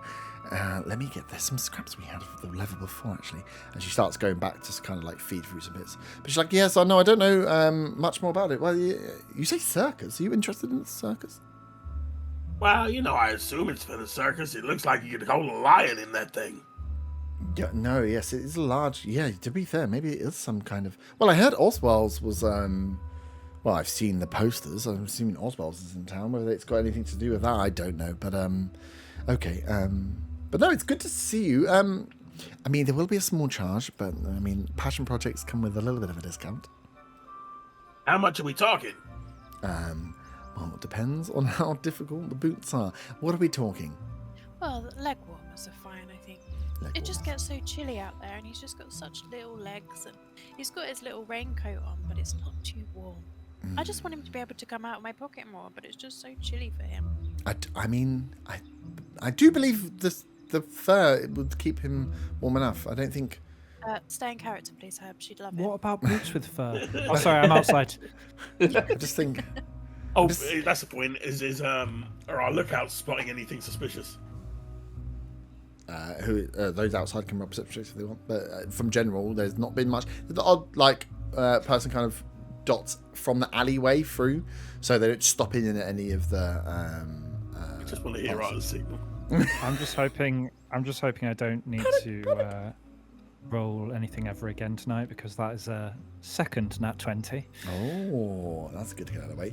No, so you look menacing as your bugbear, as you are seeing.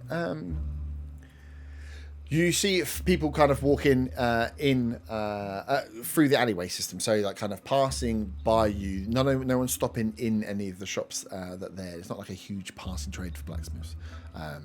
But yeah, people use this alleyway. A few people, you see probably a handful.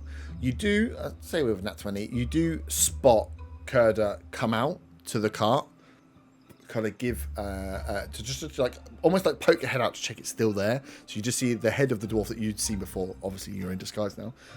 Poke out, check it's there. Look up, kind of almost like a recognition, and then a quick, oh no, not that person, and then dot back in.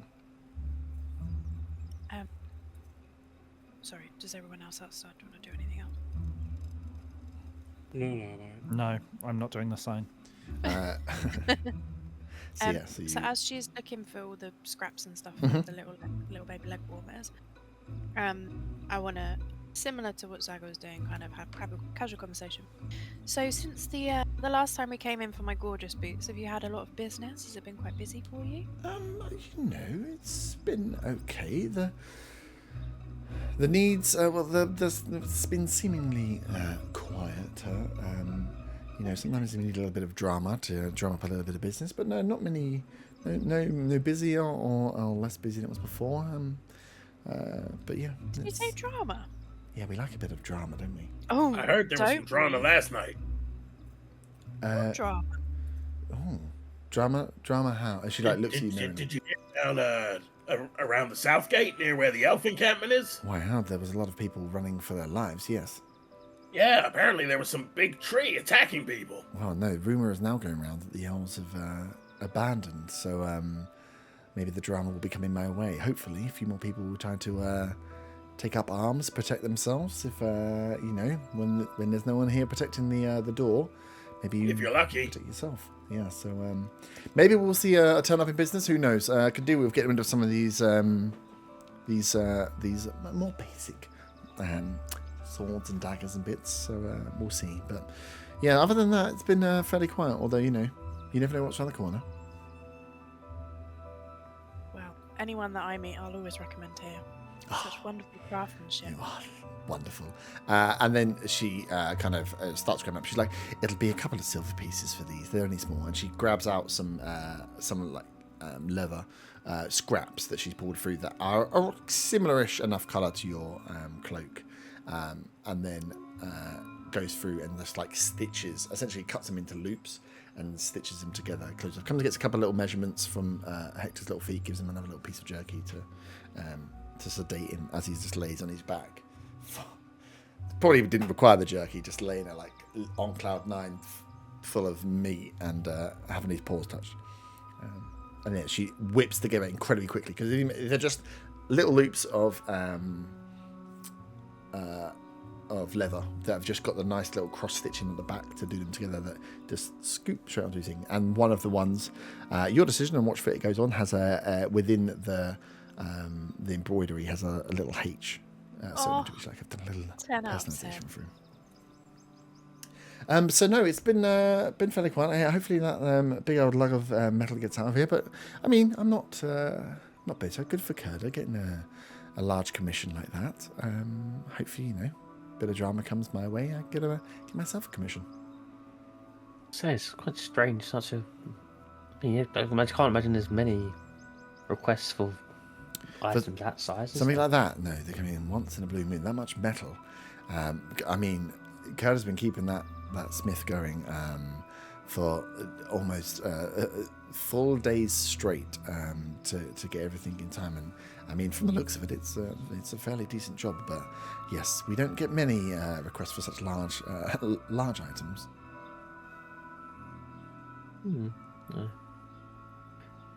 Zaga goes over to the counter and hands over 4 pieces of silver for the leg warmers. Thank you Zaga? very much. Sure, I can pay for it myself. You're broke. You're always broke. Faerun's incredibly embarrassed by this, having come from such a posh family. Even in chivalry. Oh, thank you, Zaga. That's very kind of you. So no, it's lovely to see you. Lovely to see this little one. She gives Hector another little scrunch. But yes, if there's anything else you require, we have our usual wares, but nothing new. So if there's any armor requirements, I'm taking orders, obviously. The armor you made for me has been serving me very well so far. If anybody asks, I'll definitely recommend you. This is what I want to hear. You're saying all the right things. I lift Hector up close to her face and then he licks her. She's like, it's got such a that's quite good. Dry little tongue. I'm developing the relationship because we can't go to most places in this world anymore. So one place we can go to. We found somewhere we were accepted and we will stay here forever. You haven't fucked up her neighbour yet. Oh, yeah. True. Cool. But no, that's yeah. If there's nothing else you want from there, that's you a good us, day. That's all for us, I think. Have a good day. You have a wonderful day, remember. And anytime you're back in Redvant, come and see me. Will do. Take care. I'm gonna exit. Mm-hmm. And join up with the 2 lookouts and just briefly let them know quietly that it's expected that cage will be picked up today by the buyers, and they're probably the guys we're looking for. Mm-hmm. So I asked them if they want to keep lookout and maybe give us the sign if they see anything during the day, and we can be close by. Well, that works for me. Are the other shops all just blacksmiths in this little square? Yeah, in this square there's just the 3, so the alleyways shoot off, but they just go like towards the river, and there's shops, not shops, sorry. There's just housing and stuff above the street. I just want to look around quickly to see if there's anywhere we can comfortably hide while these 2 keep lookout in the alleyway.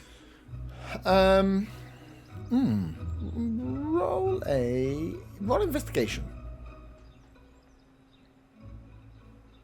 13. There's bits like there's not a lot out here, especially with this large what the fuck is this thing called? Trolley, I was about to say. This large thing. Cart's the word. There's a few boxes knocking around, so you could try and maybe pull some stuff together. Outside, but mainly it's fairly clear. Down the alleyways, you could maybe try and blend in, but there's not a huge amount of people. So there's some places, but to get like full cover for you, maybe you'll be able to find some stuff, right? There's like a few boxes and crates and stuff outside that you could get yourself around. You could. The other thing you're looking at is there's 3 buildings here, right? Shops. Whether you wanted to try and perch up in one of the shops is potentially an option, or the cart itself is fucking massive, so there's chances for maybe hiding under the cart, or using the cart in some way. But yeah, it's not like we should definitely have Faywin lie in the dirt under the cart. Yeah, this is a dirty road. You bought my weasel some boots, but it doesn't mean that I'm getting in the dirt. So there's bits of stuff here for all of you to like successfully be well hidden, and like behind stuff would likely be difficult.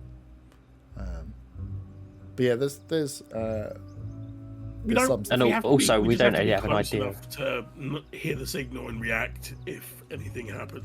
yeah. We don't You really have are. an idea of any time of the day, do we? So it's morning now. It could be any point during this day.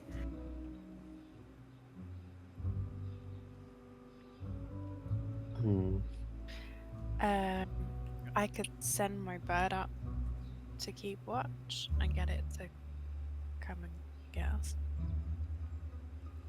Or if we want to go somewhere more comfortable and just wait. Yeah. Or if there's any other business that we can deal with in Redvant while we wait. I don't think, or we could take it in shifts. I don't think it's fair that 2 people just stand here all day and potentially into the evening doing nothing where they need to pee. I point to the alleyway. Yeah, people piss on the floor. I'm assuming you're outside. now. Hey, with my boots, I'm just standing in piss. Probably most of the time, yeah. You avoid the piss. It's the wet No, thing on the floor. she's from Old Earth, where nothing like that ever happens. Exactly. No one ever pisses in the streets. We have toilets.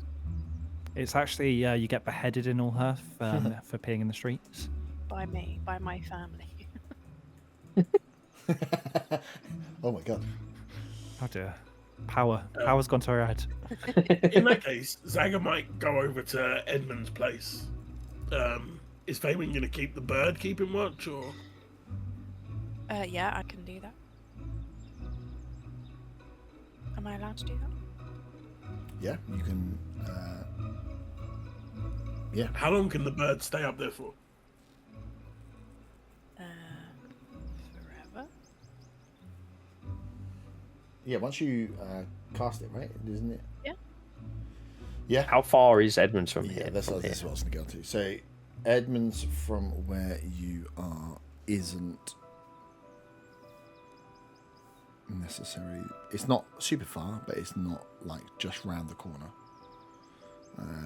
Do the others want to stay closer by while I just go on a little trip? Yeah, so Hey, guys, probably like a 10-minute. I might go to Edmund's quickly, the magic place. Do you guys want to post up somewhere nearby here, and I can meet back up with you? Oh, I'll come with you, Zaga. Oh, Vaughn, can you check if he's got any fire arrows? They seem to do pretty good damage. Yeah, Just of course. for reference, it's good to know. Yeah, I will ask him. Thank you. And then an elvish. Don't let Zaga get a fireball as well. Maybe I don't. just ask about the fire arrows quite quietly because we don't want to excite the little kobold. Okay. And I'd like to move 60 feet away, please, and then send the bird into the Yeah, so yeah, if that's me, if you guys want to, if I suppose because we're at 9, right? So if you want to set up for a lookout from now, then yeah, you can do lookouts and shift and stuff. It's just where you want to be, because the question is going to be if they do appear, what time they appear, and how quickly you guys can get back. But yeah, if you're ready to do a lookout and then a shop piece, we can take a piss now and then come back for the shop. Yeah, sounds good to me. Yeah. Yeah. Let's do that then. Let's have a wee now, and then yeah, it's how far away. That's what you need to think about. It's where you want to be, kind of milling about, because you could be in the market square, which would be like a if you ran like a minute or so to get there. Plus, they're going to be dragging a heavy fucking car. Yeah, so exactly. They're not So going you're to not be moving moving quickly. But then it's what you want to. I suppose the thing to think about is what you want to do when you find them, Because if they stab them. Okay. Because Yeah, we need. they're going to drag it out into the middle of the streets and then. Stab them. Ideally, Dagger probably hasn't said this in character, but ideally in his head, he wants to get them in the dwarf's shop. Because that dwarf was a bit of a bitch anyway. So he doesn't mind stabbing the dwarf as collateral damage. Plus, it's a dwarf, and Zaga doesn't like dwarfs. People don't like dwarfs. Yeah, that's what I mean. That's the only thing you'll be thinking about later. If you're parching up now and you're waiting for them, it's whether you want to sit and wait with an ambush in mind, or you want to sit and wait to try and get there, and then what happens like on distance. So yeah, you can perch up with the bird, keeping an eye on, and you can stay close enough. But then what we will do when we come back is see, okay, if you're close enough that you can get there quickly as they arrive and you see them, you will have to. Are you just going to be stood in the street, or are you going to be hiding? It's like essentially. Where do you want to be? We'll figure it out after the feed break. And then we'll go to Edmund Arcana. Nice. Right, wicked. We'll have a little wee, and then we'll be back in a couple of minutes.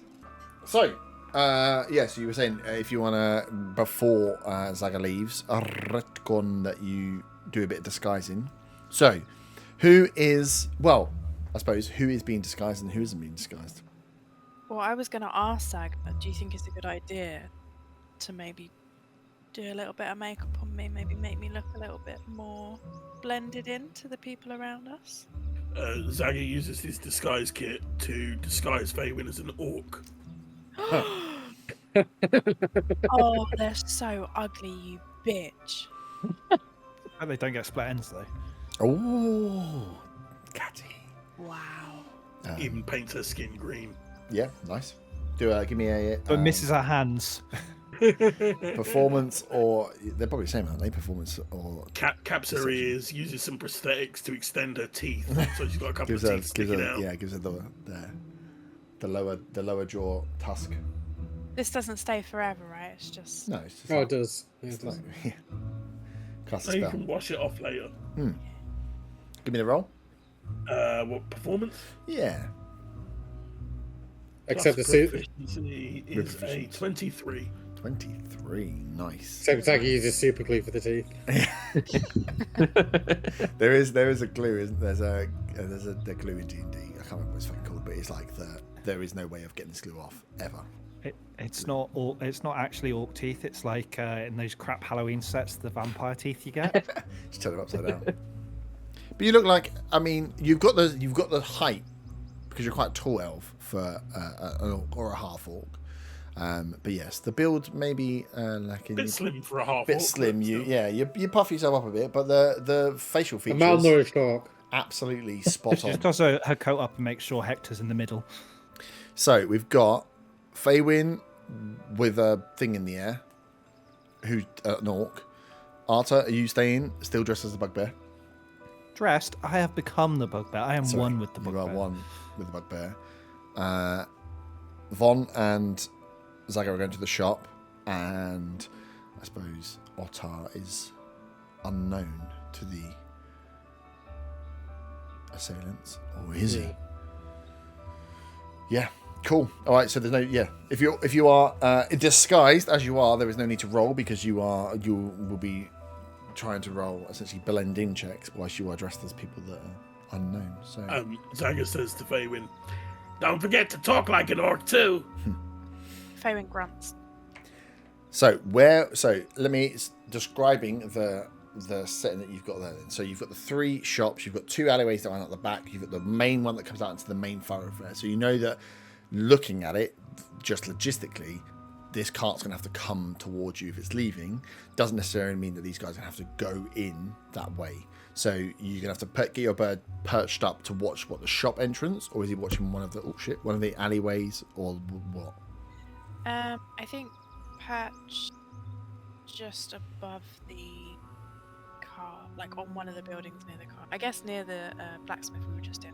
Yeah. So you're watching that central square area where you can see like the 3 doors of the. Yeah. Cool. And then where would you 3 be purchased as your? So I've instructed the bird to let me know when it sees something. Okay. And yeah, I can be 60 feet away from it. So I don't know if there's somewhere 60 feet away that I could be. Oh, interesting.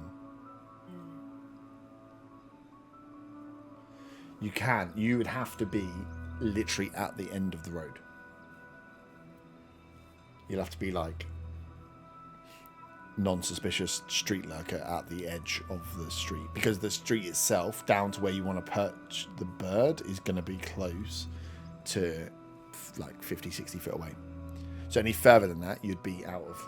So what is it? Is it the range for command, or because you can give it a command and leave it, do you not? Potentially, yeah. Because it's got the speed is 60 foot flying. So I didn't know if I could leave it and then it comes back to me, or if I have to be within it. It doesn't give me like a. You have to command it within that space. And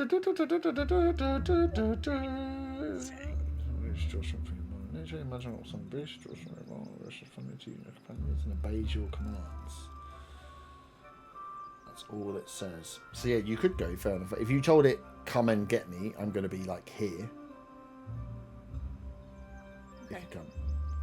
If you just gave it the order, like perch here until you see these two characters, and then come get me. Okay, yeah, I'll do that then. And then it Then will. go with the group. And then, yeah, that means you can just be a little bit further away. And out into the square, like at the end of the road, there's enough, like, it's like a large square area, but there's a few, like, larger trees. There's one real big tree in the middle of the square, but there's a few smaller trees and a few, like, benched off areas and, like, a central promenade, almost where if you imagine it's not like a dual carriageway, for lack of a better word, you've got one big road that runs on one side and one big road that runs on the other side of the square, and then out of the square there's lots of different alleyways that pull down in like the kind of southeast corner is where this one pulls off. The Thistle Shamrock is like past the square to the north a little bit. So there's enough people moving through this area that it's easy enough to kind of blend in and sit around and kind of lurk unsuspiciously. Are Otar and Artar staying close by to Faywing then? Yeah. Ish. In the general vicinity. You can stay within like eye range of each other. You don't have to sit next to each other on the bench, but yeah, it's just whether you're gonna. Yeah, I just want to know that you're there. Cool. I need to. I'm thinking I need to do something so I don't look like I'm just bored. Yeah. What do I want to do? I don't really have anything. I'm going to head into one of the shops and try and find a book. Nice. Yeah, you can go. Any book in particular? I can't really. He's a bugbear, someone with a lot of pictures. Nice. You can get I some, was gonna say picture book, and then I magazines. was like, actually no, because that'll be over quick. Let's go for like a middle-sized novel, maybe. Oh, okay. Yeah, of course you like. It's going to be very expensive because I imagine paper is very hard to come by in these. That's a these areas. massive border forest full of trees. You can get like a nice tattered used book from like a little store. It's more like there's like a news stand with just a few bits. There's not like a wide range of books here, but you can pick something up for a couple of copper. Oi, I want that book. Okay. It's How much do I owe you? it's 2 copper pieces. I put 3 on the counter. Thank you very much for your time. Thank you. Enjoy the book. Remember, when you are done with them, if you bring them back, we like to recycle it just to make sure the stories are passed around. Have a good day.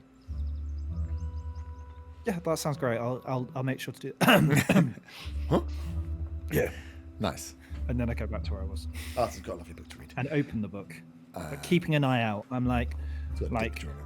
I'm You've made Got a eye bit holes too in the book. Yeah. one Oh, eye, that's one eye on so- the book, one eye outside. I'm doing a I cross-eyed the thing. book would be so good. Nice. So whilst all this dick farting has been going on, Zaga and Von, you make your way towards Edmund's Arcana. It's about somewhere between a 5 and 10 minute walk.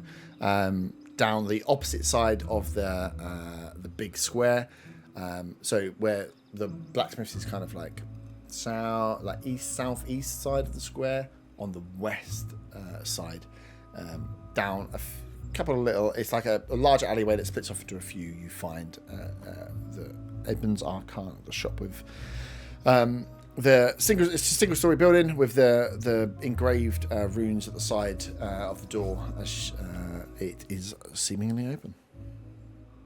Before we go in, so say to Zaga, I assume you're coming here to sell the antler. I had a chat with Viper when I left the room, and as a travelling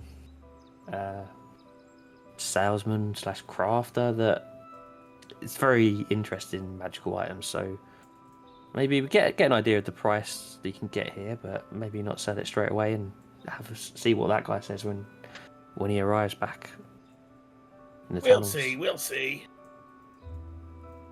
Greedy little bastard.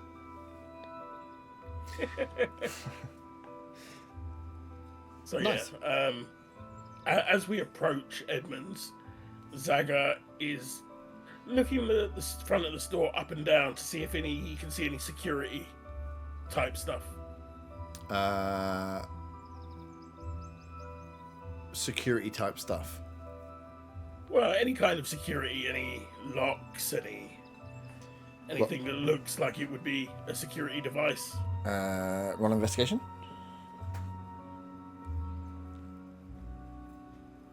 18.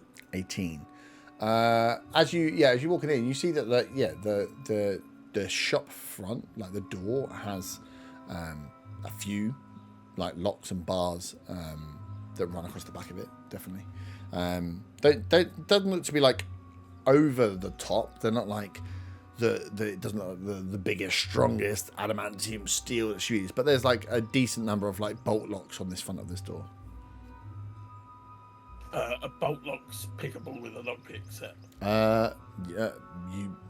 You have little to no experience, so you assume so. Awesome. Zaga also wants to not get caught by Von obviously casing the joint. Okay, roll a sleight of hand. My passive perception is 15. Yeah, roll a. Well, what are you doing? Just like, could it be deception? I assume.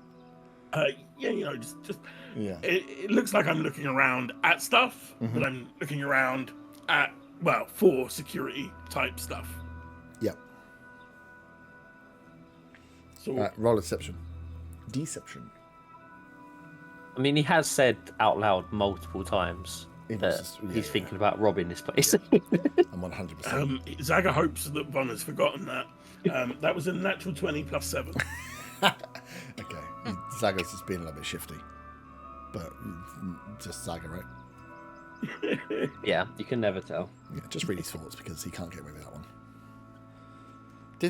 Okay, cool. You enter the shop. Zaga happy than normal. But yeah, welcome to Edmund's Arcana.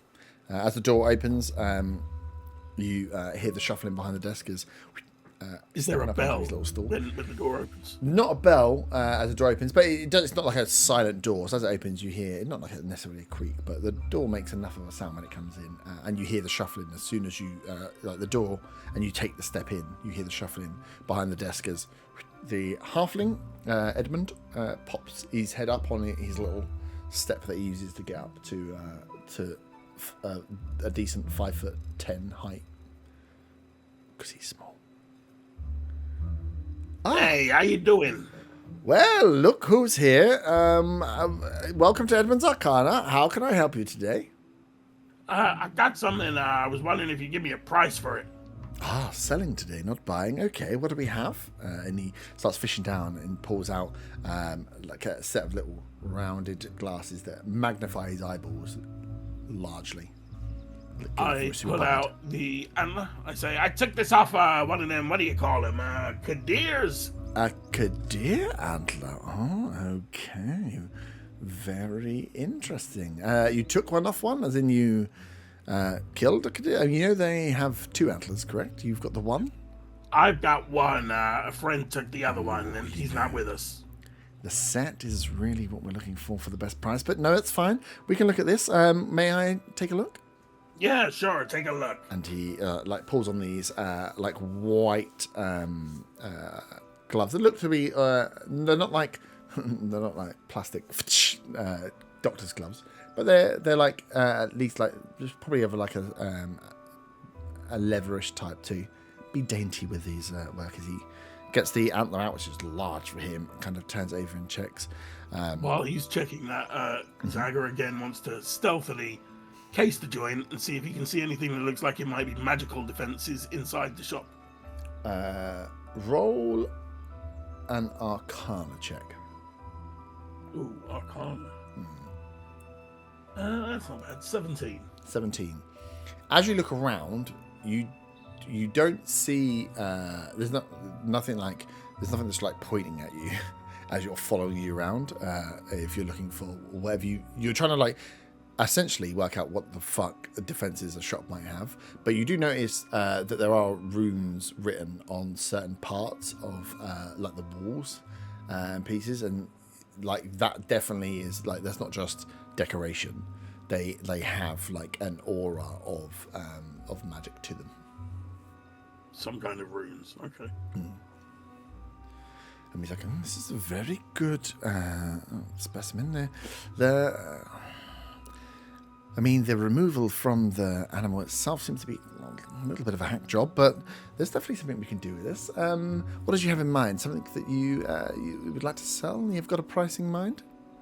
Well, no, I don't have a price in mind. I was wondering what you'd offer me for it. I've heard there's somebody who might be interested in turning it into a weapon, so...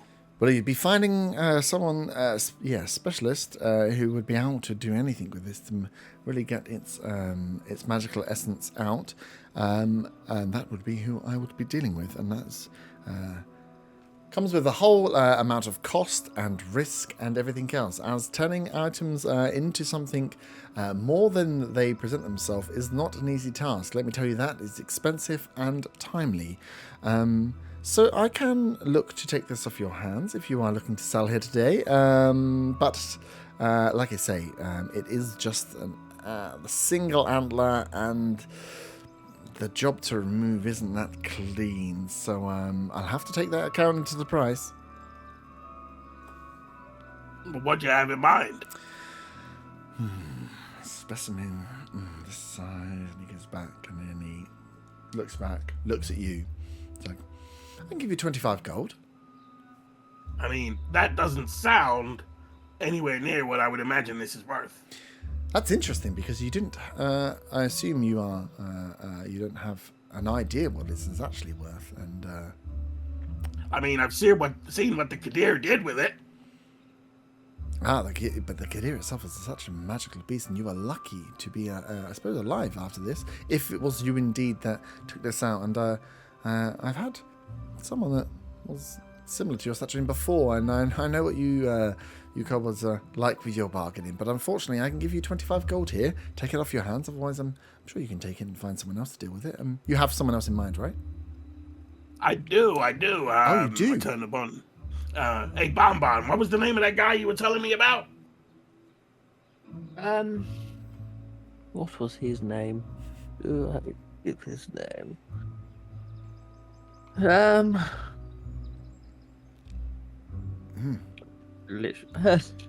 I believe his name is Galen. Galen. Okay, that's. I mean, that took you a while to come up with that. This mystical person. Well, I'm sure if you would like, just bad memory. If you would like to take it to this person, that's fine. Like I say, I have a lot of on cost to turn this into something more than just an antler. As you know, I'm sure you tried to use the antler at all. It whilst it may have magical essence, it itself is next to useless. So, as part of a raw material of a larger cost, then there is some work to be done. So, like I say, 25 gold is a price I can give you here today. Take it off your hands. I think I'll pass. For now. But, Bomb, was there anything else you wanted in here? Yes, Edmund. There's a couple of things. Zaga takes the antler back and also tries to memorize how these runes look. Okay.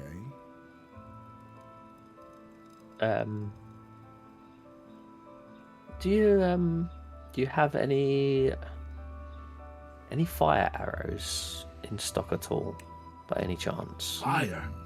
Fire arrows. No, I do not have any of these. The best I have is I can tell you the arrows. Well, the makings of the arrows for some acid arrows. You'll have to provide the acid yourself, but I can at least give you the arrows with the container casings that enable the delivery of said acid or poison, whatever your fancy.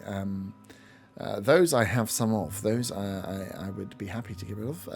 But yes, as they without anything within the vials, they are just arrows. But no, Okay, enchanted arrows themselves. I'm not sure. No. How much are these arrows that I guess are pre-prepped for any acid? Yes, they have a vial as long as you can collect or source or buy. Or there's some poisons around. I myself don't tend to keep the poisons, but I'm sure there's some places in town that someone will find them. There's lots of stuff that goes on here that is a little bit on the darker side. But yes, we can sell you those. But yeah, as they stand until the poison goes in, they are the standard. How many are you looking for? So out of character quickly, is how much does a vial provide? Is it just a single arrow per vial? No, you'll be able to. Well, it'll be a roll, but you could probably get like 2 or 3 out of a vial, based on your ability to pour acid into a vial. So we take 10 arrows. 10 arrows. Well, now we are talking. I cannot find my poison arrow.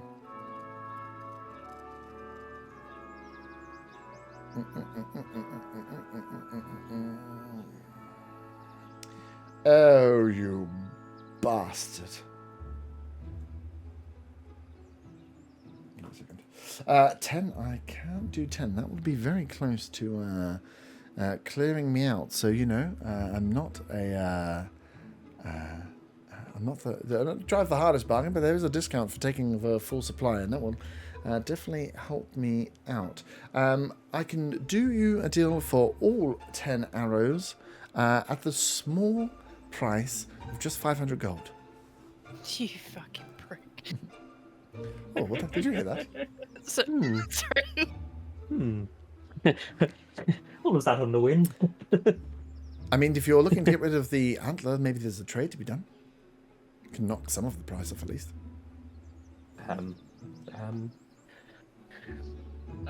Zaga thinks to himself, I'm gonna love robbing this place. I think we'll pass on the arrows then. No, 50 gold pieces an arrow, that's just a rip-off. I mean, there's always work to be done. But like I say, if we put the antler back on the table, maybe do we want to? No, not for some arrows with some vials attached. Well, I mean, once the poison does it, they become quite deadly. That's okay. We may visit this again in the future. Well, these arrows. Never know when they might disappear. They're not moving at that price. That's why you still got them all. Well, you never know. There's rumors that there's a bit of a stink being kicked up in town. That always drives business. I wouldn't know anything about that. There was one other thing I was interested in. Do you have any selection of, say, herbs that could possibly be, used for certain levels of healing? Like just some ingredients that For maybe able to purchase. What I tend to sell the final products here. So if you're looking for healing potions, something I can dig in. We did sell one not too long ago, and it did nearly clean us out. But I can probably find something if you need me. Hey, wasn't it Karen? I turned to Von for this. Wasn't it Karen who asked about a herbalist kit in here? Well, no, funny you should say. I actually have a herbalism kit on me right now. Hence the request of some herbs, if you do have any. I tend to tell the you'll be looking for I don't know, some kind of druid or herbalist or alchemist, I suppose, or someone. But me myself, alchemist. Yeah, we met that guy earlier. I just mean in general, an alchemist. We tend to buy the potions when they are completed and for sale. No problem. Yeah, I think that's all for now, Edmund. Thank you. Well, thank you for coming in and I suppose conversing for some time. Yeah, well, every time we come in here, it's dead quiet, so Well, I'm sure you appreciate the company. You'd be surprised. Nothing else I can deal with? No. No, lovely. No, that'll do for us today. Thank you, Edmund. Okay, perfect. Are you leaving? Do I need to roll anything for remembering what these runes look like? You will when it comes to using them. So you remember them as best as you think you remember them. Excellent. When it comes to wherever when you try, the recalling is when the roll will happen. When he tries to sketch them later. Yeah. I'm drawing down runes, baby. Nice. Cool. Are you two heading back? Yes. Yeah. Perfect. So yeah, you guys make back. Those that are up, the bird has given no call. The day is passing on. Like I say, it was 9 o'clock in the morning. Oh, I turned to Bonbon on the way back. Should we get some lunch? Maybe grab something for the others? It's a good idea, Zaga. Mm-hmm. Not the duck pond. What? Why?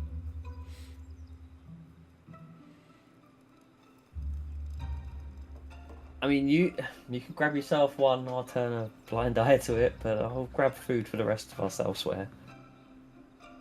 How far away is the duck pond?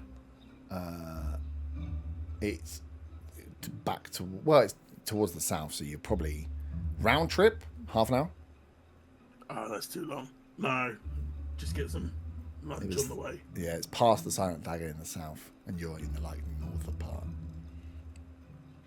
Yeah, you can grab some. Too far away. God damn it. You can, if someone wants to knock off just a couple of copper pieces, you'll be able to get a literally like a. As long as you're not going lavish, you'll be able to get enough sustenance to feed and drink those of you that are waiting there. I'll knock off 2 coppers, and we get enough for everyone except Otter. Nice. Wow.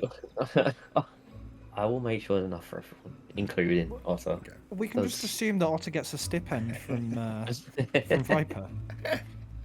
He gets tokens to use for his lunch. Yeah, out in the town.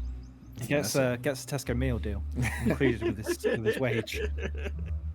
It's not how it works, unfortunately. But no, as those guys have been away and you make your way back, grab lunch, and you as you come back, obviously you're looking for your disguised friends. Whilst you two are not disguised, would you be disguising yourselves? So you are all disguised, or are you going to stay as is? Zaga plans to disguise himself after lunch. Okay. Or is it good? Yeah, I suppose he doesn't want to ruin his makeup with duck blood. Duck Get a duck too far away. Nice.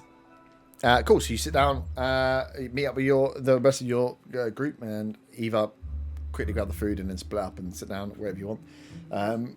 And await. You don't hear anything from in the morning, at least from the bird. Obviously, I'll say to Faywin, he didn't have any fire arrows. He offered some poison arrow or some arrows that we could add acid to, but I have 5 vials, Von. That's great news. 5 vials. it would be great news if he wasn't charging so much for the arrows. Oh, how much were they? He wanted 500 for 10. What? He wanted 500 gold for 10 arrows. What? And then Yeah. I refer back to my accidental push to talk before in Elvish. my god, that sounds like a really good price. It isn't. I hate that guy. I actually hate that Hate him, and NPC. you keep going back to him. So you guys have lunch. Zaga, can you give me a roll for your disguise? Vaughn, what are you doing? Anything? Are you getting Zaga to disguise you, or are you staying as Vaughn? Or are you? I feel like I playing probably should get him to disguise me, because while I can do wild shape to go into animal form, then it only lasts a certain amount of time, and yeah. Ooh. So I have a think. question. Sorry. I thought you were finished. Okay. Carry on.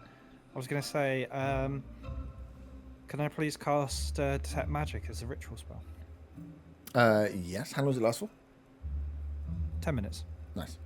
And it's a ritual spell, so it takes like 10 minutes. It takes 10 minutes to cast, and then the last 10 minutes. So you just want to keep ritually casting it, so you get 10 minutes. No. It's more just to see if there's anything about.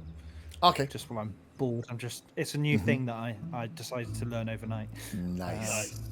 I like it. So I want to see what it does. If there's anything. Zaga is going to disguise Bonbon as a human. He's not going to go too far like he did with Faywin. He's going to round off the ears and everything. Yeah. But it's going to be a human that looks like an 80s hair metal rocker. So big hair. Big hair. Big hair. Disguises are supposed to make us less conspicuous. Yeah, big hair. Real Big fucking hair. big. Like Yeah. backcombed. Sorry? Like backcombed hair. Like a big 80s rocker mane. Jeez. But still blonde, obviously. because- Still blonde. Yeah, not changing that. Natural blonde.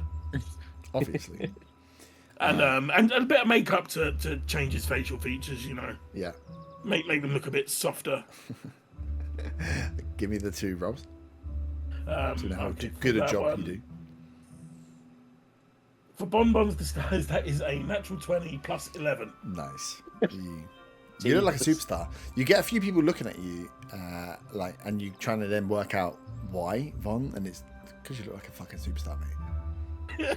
You hear someone go, I think maybe Need to quickly learn how to sing or a musical instrument. Well, yeah, you hear a few whispers as people like catching you. At first, you're a bit like, "What the fuck?" And then you hear the whispers that people are like, "Oh, maybe is he part of us?" Well, so I don't know. And then there's a bit of like, I can't believe I've wasted a 31 with a natural 20 on that. And for Zaga's disguise, he's just going to colour his scales yellow.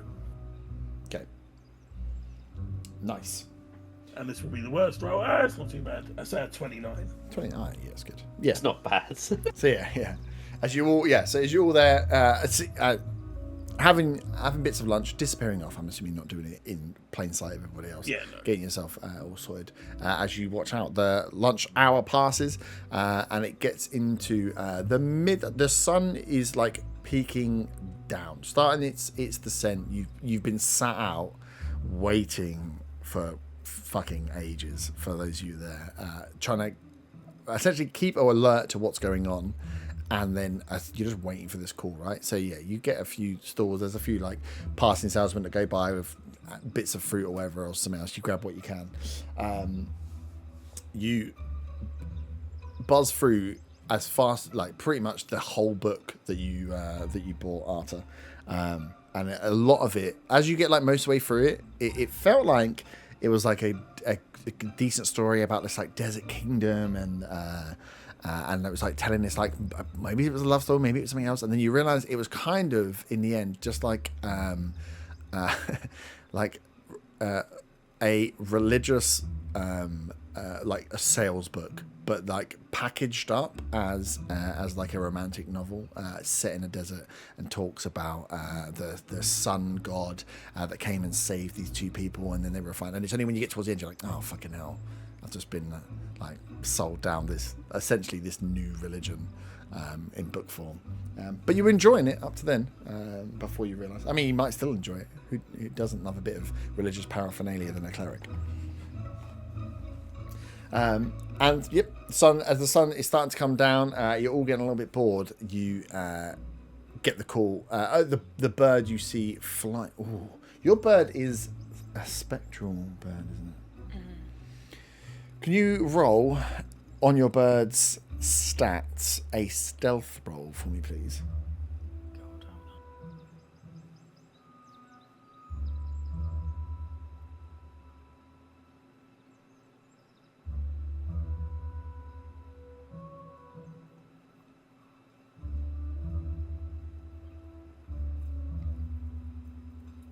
Just a 20, and then it's.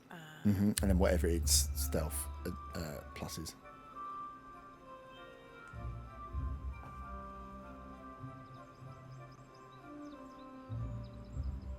Plus 3. Oh god, 7. 7. Fuck me. You all see the bird, instead of like leaving its perch flying up and coming down, it flies out of the thing. So out of the alleyway, the bird, and it's like almost, you hear a couple of people like, whoa, whoa, as you know, like when a pigeon dive bombs someone.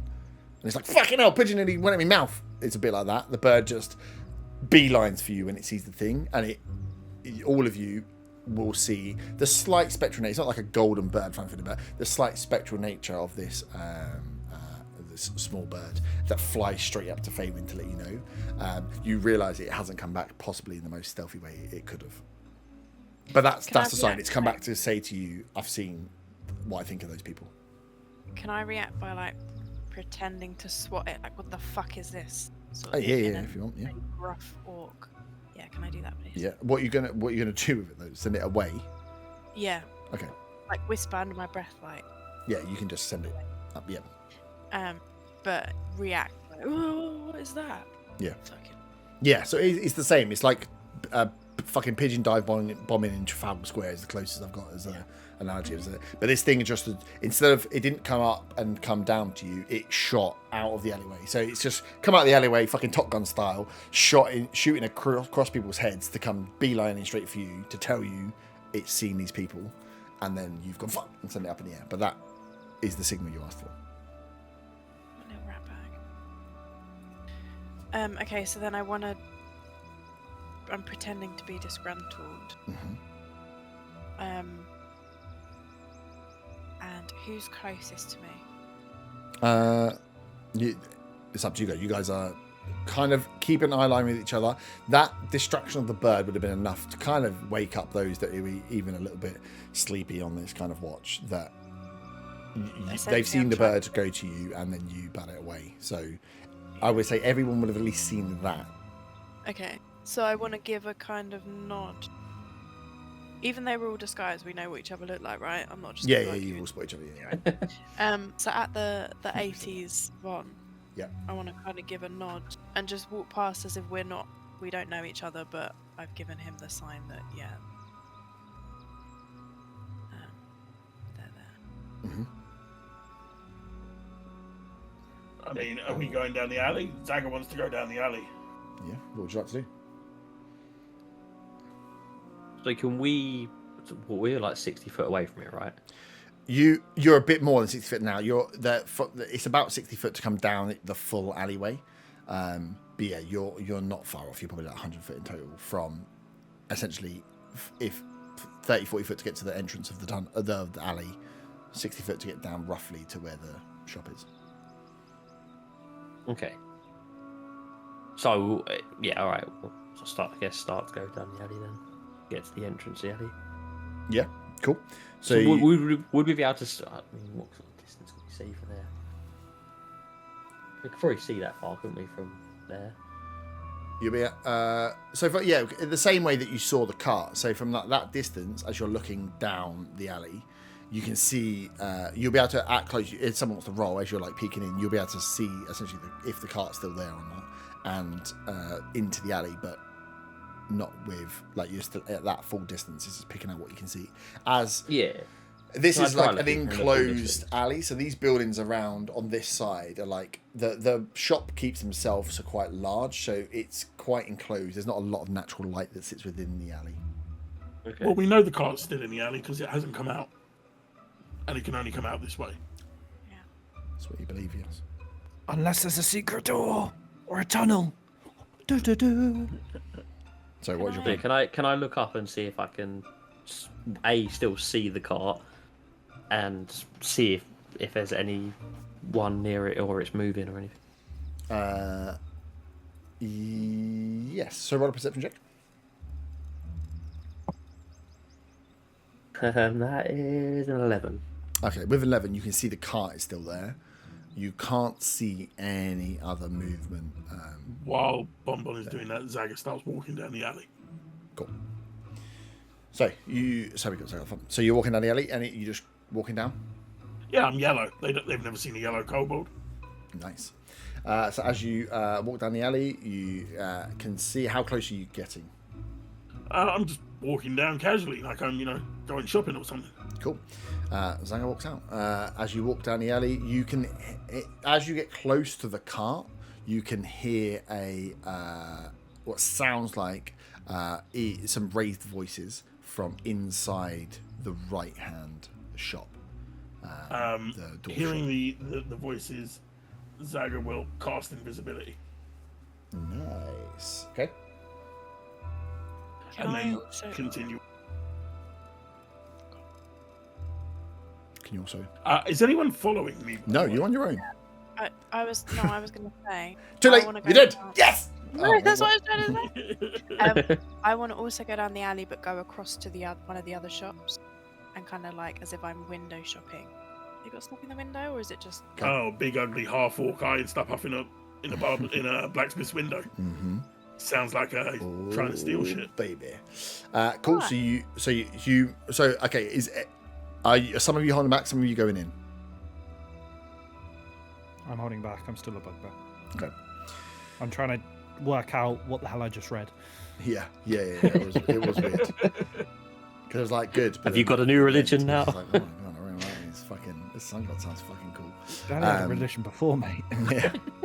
This guy might be the one. Nice. So yeah, Zaga is walking, and then you, as you're following down Feywin, you see Zaga just disappear.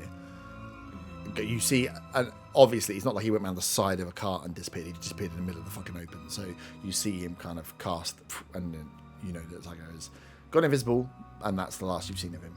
As you walk down, okay, you two. So Zaga, as far as I'm aware, you're up to now the other side of the cart. You have essentially on your left the entrance to the one which is like 20 foot one way, 20 foot the other way is the entrance to Kurda's, where you can hear those. Yeah, I want to go as close up as I can. Is there a window or something that's open that I can listen to? Big old front door. There's a big old front door. Is it open or closed? Open. Oh, in that case, I'll wander right up to the front door and just stand to the side of it, invisible and listening. I like that you have such confidence that you believe you are invisible and untouchable, even though I've proven before that it literally doesn't look like that. Zaga has the memory. It makes me laugh. It's like, remember that time when you were invisible and you got stabbed in the back? No. Oh, I get that, actually. I can see that. You walk up to the Zaga door. doesn't give a shit. He's invisible. Yeah. It's going to go real It's well. like a toddler when you cover their eyes and they think that no one can see them because they can't see you. You guys have just He doesn't have theory of mind. He literally doesn't. It's like, oh my god. Cool. So yeah, you walk up. You can hear the shouting. You start to hear some banging. You hear the calmer voice of the human saying some stuff, and you can hear the bugbear banging stuff and just screaming, and essentially like, "We know you fucking ratted this out. Someone's fucking here." And he's like, you can hear the bugbear like, I'm just gonna fucking do him, Eric. I'm gonna fucking do him, Eric. This guy's fucking. We're gonna take this cart, but you fucking tell anyone it was us.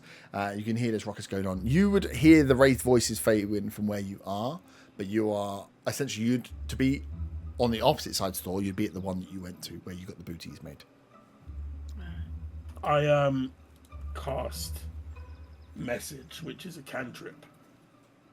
I point down to the end of the alley where I know Bon is, and I whisper a message which is, "It's them, they're in here, get down here quick."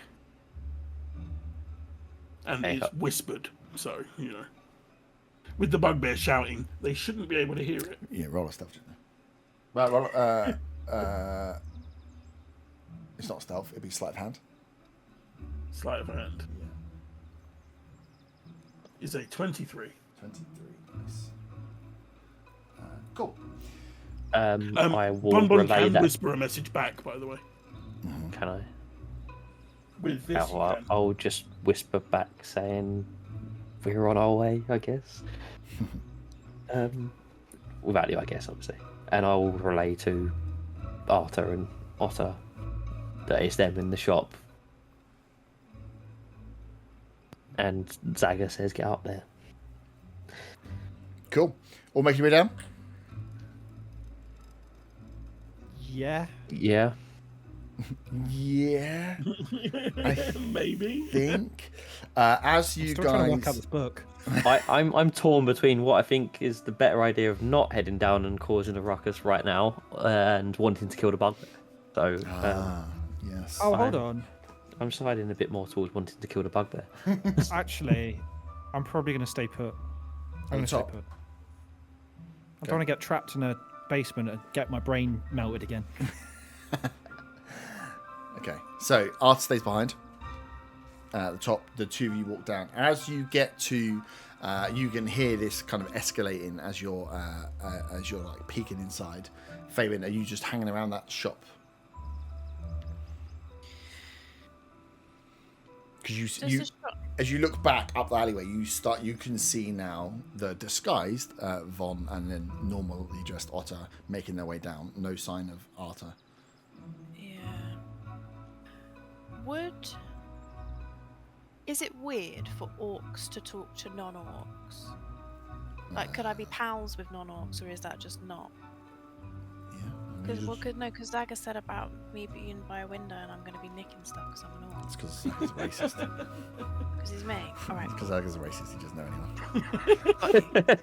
He doesn't I was know trying to other ask in people a remember. roundabout way, are people racist to orcs, essentially? But Redvant is just full of everyone. everyone. Right. Yeah, there's I mean, certain I'd towns imagine that have if the more. orc was at Allhearth, people would be quite snooty towards it.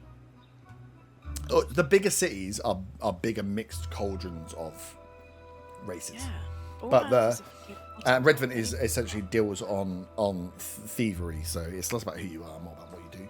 And then, but there will be some smaller towns where like people come from where there are predominantly more of certain races. There will be like areas where the orcs are from, where there'll be more orcs than there are anyone else. But there's no like, full on. Okay, so in that case, then I want to put my hands in my pockets as if I've forgotten something. Like, oh, fuck's sake.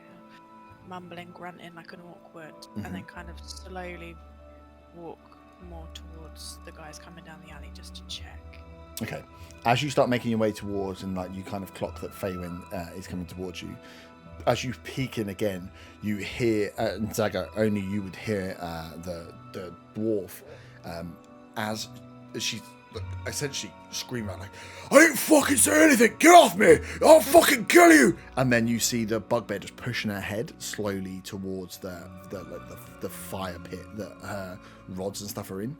And then you see the human go round to one side.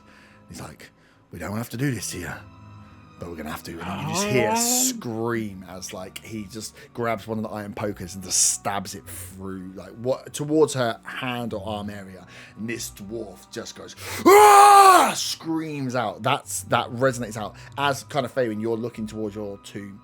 Like you immediately switch towards that doorway where you hear this essentially scream of Zaga pain. does from not this want to save a dwarf,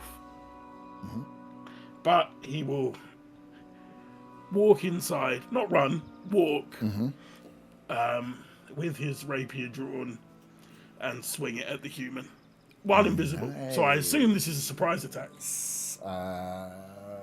Yes, he is starting off the combat. Yeah. Can everyone roll initiative, please? Stabby! 19 for Zaga. 16 Faywin. 19. Right, give me a sec. 19 Zaga. 16 Faywin. Anyone above or below that? 13 for me. 13 Vaughn. Arta. Are we rolling even though we're... Yeah. I suppose we're... You're further out, but yes, you still would have a go in initiative, right? Yeah. 13. Who's higher between you and Vaughn? Who wants to go first? You Vaughn can go should Dex first or you can 'cause he's choose. closer. Okay. Oh, Dex. Vaughn You goes can first as choose. well. So on the same initiative, you could choose who wants to go first. I still or think you Vaughn should go Dex. first because he's closer. Yeah, cool. And then Ottar. Is Burn alive? Is he muted? Is he muted? Button! Ottar's left you behind. Can I just quickly check while we're waiting for Ben to revive? Yep. This isn't the booties women, right? No, That he's this is poked opposite. in fire. No, this is the shitty dwarf that we didn't like the first time. Right. Okay, yeah, I don't care. Okay, cool. I was just checking it wasn't Booty Lady because I was about to get real mad.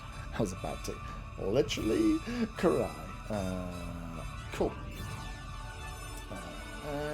And then. Oh, I've got a question. How close is the bugbear if I'm attacking the human? Very close.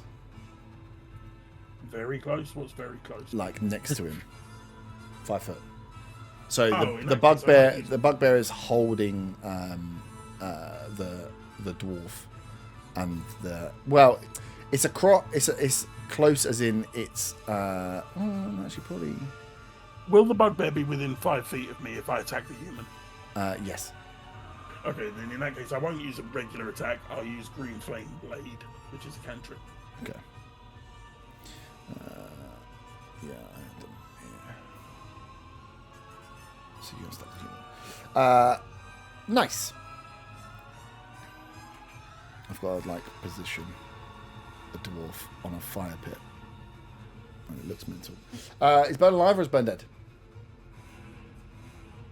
Burned's dead. This could go interestingly. Cool. Well, let him roll initiative when he gets back. Yeah. Probably take a while getting through a round. Yes, most likely. So we have the shop. Oh god, I don't know. Again, I've made the map too big. So Zaga, you are here. Human is here. Bugbear is here. Dwarf is laying down on the fire for lack of being able to position a thing. As you hear this scream, and the bugbear is holding him down, and this Eric, the human fighter, has gone around, grabbed a hot iron poker, and it's just stabbed into him. So take your attack. It's a regular attack. Is a nat 20 plus 6. What is going on with this dice today? Fucking cheating, that's what's going on, you fuckers. I'm just trying to check who.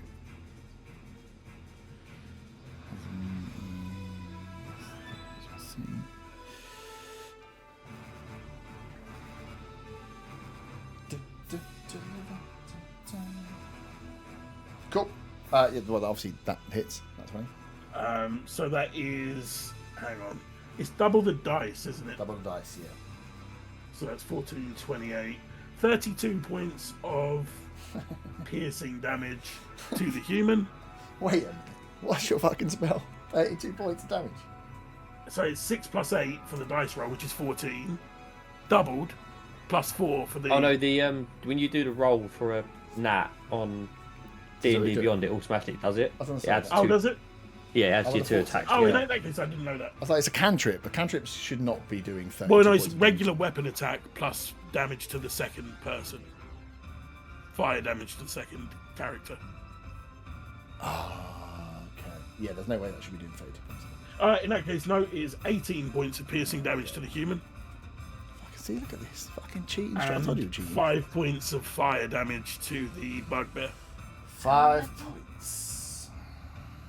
It lets me actually use a damage dice at the next level, for it, as well as the proficiency for the fire damage. That's why I want to level up, because it becomes a pretty decent melee option. Well, it does if you start cheating with dice, doesn't it?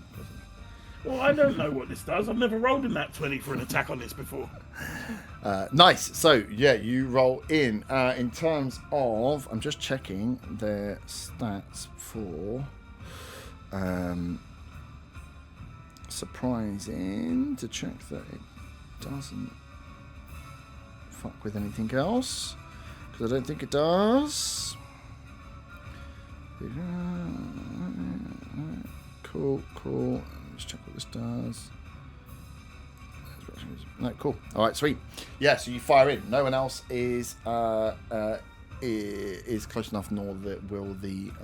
I think Faywin might be to shoot through the doors. But the surprise. She wouldn't have known. She is also surprised that you walked in invisibly and stabbed him in the back. Ah. If you had been like, I'm going to go in and stab in the back, and you were all ready, then it would be a surprise round. But you went in invisibly and stabbed someone in the back, so it's like you get a surprise attack. But I think everybody else would also have this. In fact, I assume no one else knows you're in there. Breaks free at this point. The door. Well, the door's been held by the Bugbear's just taking bugbear. fire damage. Yeah, but with his grapple he can hold on anyway. Nice. That is invisible, and you rolled fucking high on your initiative, so it's your go again. Does your invisibility not break? It does. Yeah. Nice. Cool. I am no longer invisible. Which means I can concentrate on something else. What do I want to concentrate on? Sorry, I hadn't planned ahead. Yeah, no, I didn't. Well, with a surprise, because everyone else is essentially going down. Surprise round is just you just have to go character by character to determine whether they would be surprised or not. And I think everyone would be surprised that an invisible kobold stabbed someone in the back. I mean, we can't even see this shit. Yeah. You just heard essentially you've heard the scream from the bugbears, and it's all still part of the same. Like that's the 6 seconds that come after. Right, the guy's just been stabbed in the back.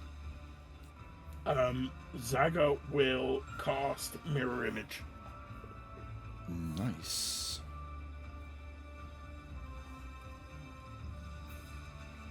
So now there are 3 duplicate Zagas. Are they all yellow as well? They are all yellow as well.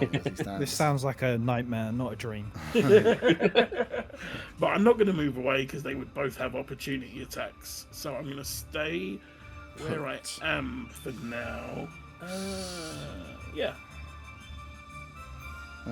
Nice. Ooh. So that lasts for a minute, by the way, Herb. Yep. Or unless the mirror images get destroyed. We're in 1 round anyway. Nice. So up next is the bugbear. Feeling the fire damage and having the dwarf there, it just releases the grapple to turn back to you. You see as you cast your spell, but he's there. Just turns around and goes, "Fucking little kobold!" And just this thing. You just see him just almost grow with the rage. His the bugbear's it didn't have a tail before, but seeming like almost from the rage, a tail sprouts off the back. His claws and his fingers get longer. His fangs, as he calls out to you, do stuff. This thing turns into what seems to be a big old beastie boy as he has raged.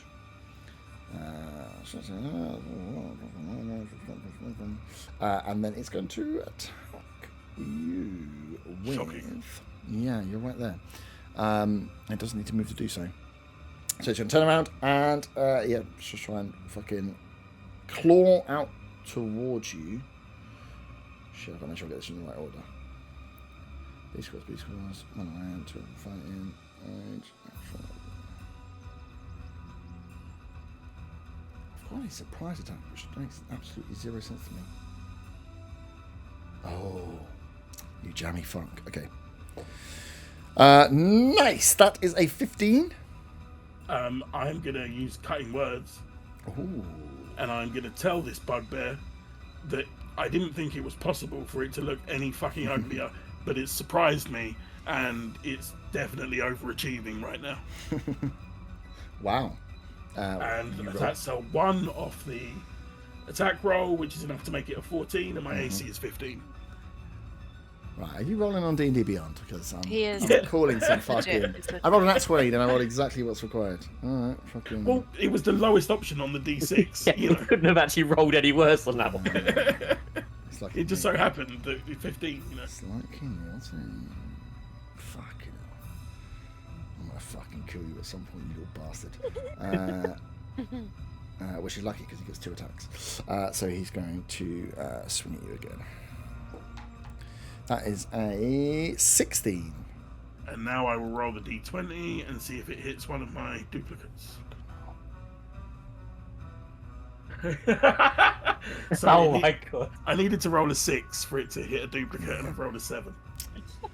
Nice. So one of the duplicates is destroyed. Oh, brilliant. Fucking hurt. And he's already raged. Nice. That is his go. Is it brilliant, no? Or is it not? I mean, I'm still the only one in the room with these fuckers. Yeah, no, I need to give another go. Fabian, you're up. I'm guessing that we heard the bugbear scream kobold, so we know that it's Zagat. Let me see. Do I want to allow that? Let me think about it. No, you didn't hear anything. Yeah, you do. Yeah. You hear further ruckus from there, and from your angle, you would be able to see Zaga. Okay, You'd have heard the scream, looked back, and seen the yellow kobold stood next to, after just like removing his blade from the human. Okay, I'm gonna move closer then, kind of where the edge of the crate thingy is, which looks sick by the way. Yep. Oh fuck! And then I was gonna send my bird in as a bonus action, but it's pointless because I rolled a 2 to hit, so he's not gonna do anything. Okay. So that was my bonus action, and then would I be able to fire an arrow in there, or do I need to get closer? I don't know. You can fire. It looks like you can only see the human. You can only see the human from there if you want to stay by the cart. Where would I need to move to be able to see the bugbear? Because I fucking hate that guy. Like over here. So you'd have had to move out. Yeah, so you'd have to be over here, like in the open. Oh, that's where my fat fingers are. So this is the opening here. So you can do it. You should be there. Are there other people around? Like looking at what's happening? No, so once the screaming and stuff, you just quickly see that like people that were in the alleyway are like, let's turn around and get the fuck out of here. Got ya. Then I'm gonna just fire at the bugbear. Nice. Fuck it, why not? And it's a 26 to hit. 26 hits. And that is 11 points of piercing damage. 11 to the points. bugbear, little bitch.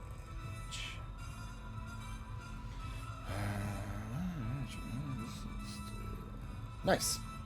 And then is a dash a bonus action? Or is that still movement?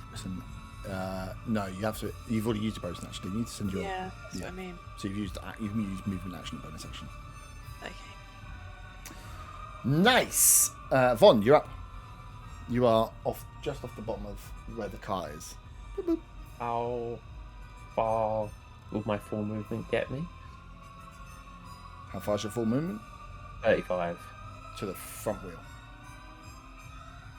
Can I see anything from there? From the front wheel, if you came over, you might just be able to see the human, but he'd have if you're firing something at him, he's going to have increased AC.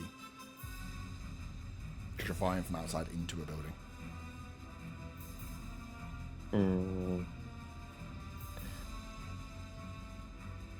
Okay, let's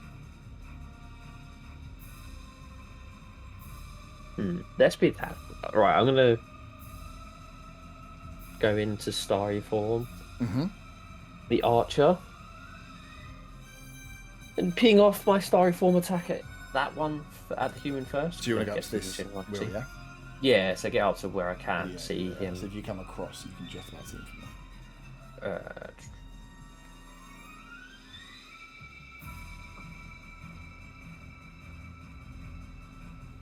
That is 10 to hit, which I assume he misses. That does indeed miss. Okay, and then how far away? I should have asked that first of all, but yeah, that's definitely within 60 first, isn't it? Yeah. Yeah, it's about 50. Okay, and then for my normal action, I'm going to use frostbite on the human. It's a con saving throw. Con saving throw. Nice. Oh. This dice dummy dirty yet? That is 20 something. 4. Yeah, that definitely saves. Does no damage, right? Nice. Yeah, it's just a cantrip. Cool. So starry form. Ping that off, and then you've done your action. Nice. And your movement, fully movement. Arta. Yeah, that's all my full movement done. So from your position, Arta, at the end, you would have seen some spells being fired off, and you'd have roughly heard at least the initial first scream to draw your attention. How close can I get?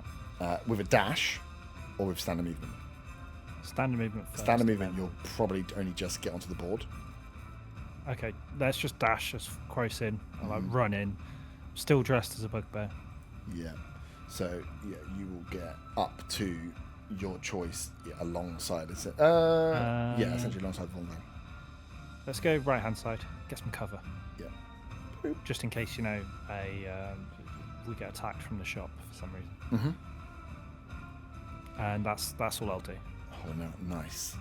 It is the human's turn. He is not happy. He is not happy. Not me. Him. He is going to, obviously turn towards the little kobold who has now only got 2 of these things right. First off, I just want to use my bonus action to give myself some health. Thank you very much. Because you're annoying. It's like, fucking kobold, what are you doing here? And then he's going to swing his schlong at you, his schlong sword. That is a 16. Again, I'm going to roll the d20. What do I need to roll here? Oh, it's a 2. No, this hits me.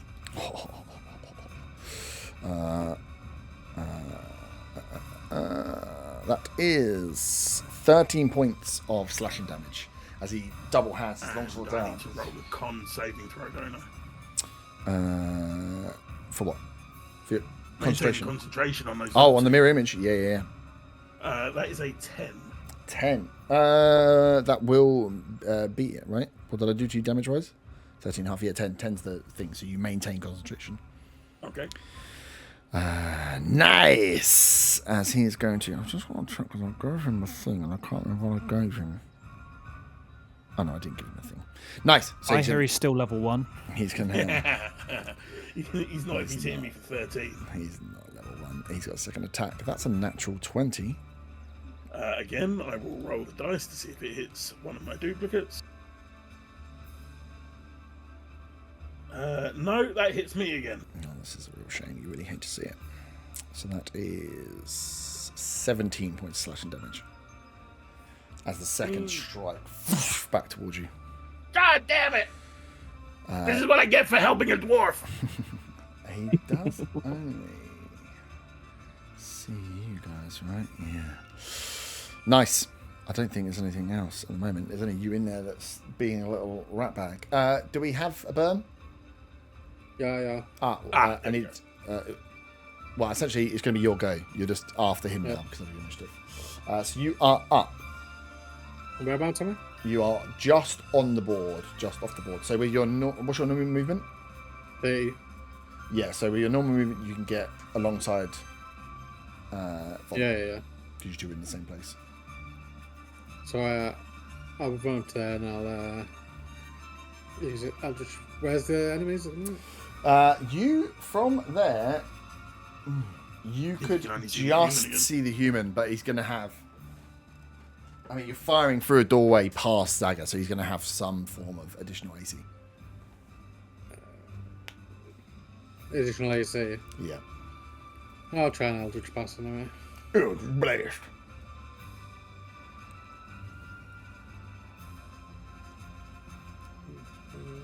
The gang's all together. Here we go. We can do it. With the power of friendship, I cast French. That'll be 22 to hit. 22 hits.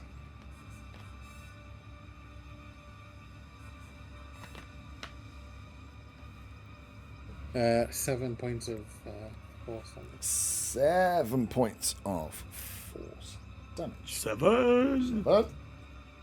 Nice. Back round top. Round 2. Zaga, you are up. I will use my bonus action to let off a draconic cry. Mm-hmm. So until the start of my next turn, anyone attacking either of these guys has advantage. Nice. Is there no roll for that? That's just a thing. No, that's just I only get 2 of them per long rest. Oh, yeah, of course. Yeah. And then I will use my action to disengage and get the fuck out of there. How far away?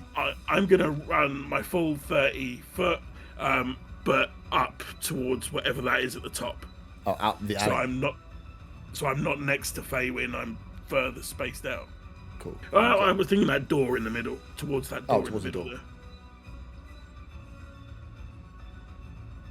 There.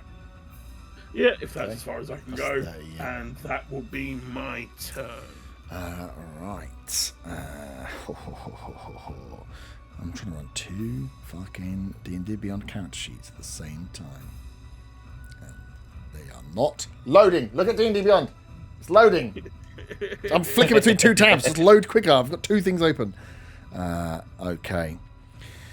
I mean, this boy is raging and he's pretty fucking angry about it.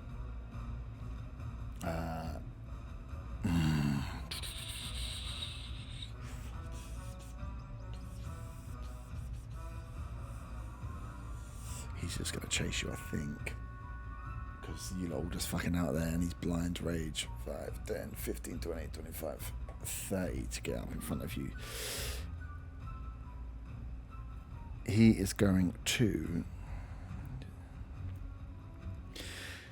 You see, as this thing comes charging out towards you, Zaga, you notice, like, on where his fingers have kind of grown through, he's got these like gauntlet, they're like gauntlets, but they obviously have left space for the fingers to come out, so they're almost like fingerless gloves. They've gone out there, like pulsing with this slight orange glow as he runs towards you and just tries to sink both his hands around you to grapple you. Which will be a contested strength. If you would like to roll a strength. Does that affect the mirror image? Each time a creature targets you with an attack during the spell's duration, roll a d20 to determine whether it targets one of the duplicates. So technically, yes. So roll a d20 and then roll a strength. Yeah, he does target me, and I think this is going to end badly, and I'm going to be down, but I have rolled a 0. Wow. Yeah, you get grappled. So this thing just literally charges out, and Faye, when you being close, you see what almost looks like it doesn't look like the bugbear. Like, this thing that comes out looks like a feral beast, like hairy tail swinging from behind as it runs forward, these massive long claws, and you see the purple pulse as it grabs the kobold, lifts it up in the air. Can you roll a intelligence saving throw, please? Intelligence. 18. 18, nice. So you take 6 points of psychic damage. That is exactly enough to down me. Nice. Oh no. You see as I forgot what's bugbear picks him up. From the rest of you, would maybe get something about the Fae when you see this brightly as the kobold gets lifted up, the pulsing of these gauntlets as the life kind of fades from Zaga's face, and you see the purple pulsing run down the gloves, and the bugbear almost get a little bit larger with that as he drops the kobold on the floor. Oh, he's used his fucking movement though, isn't he? 35, 40. No, That was silly of him. He's got 10 foot still because he's got 40 foot movement. Why is he so close to me? Because he has 10 foot of movement left, and you were a mere 10 foot away, unfortunately. As he comes towards you, and he's just going to sweep a claw attack towards you with his new big claws. Oh, I rolled a 3 and a dice. That's a 9. No, not a chance. Doesn't hit, so he swings out and misses you. This thing is like drooling. You can feel the rage coming off it. So that is its go. Faywin, you are up. Disgusting. I'd like to.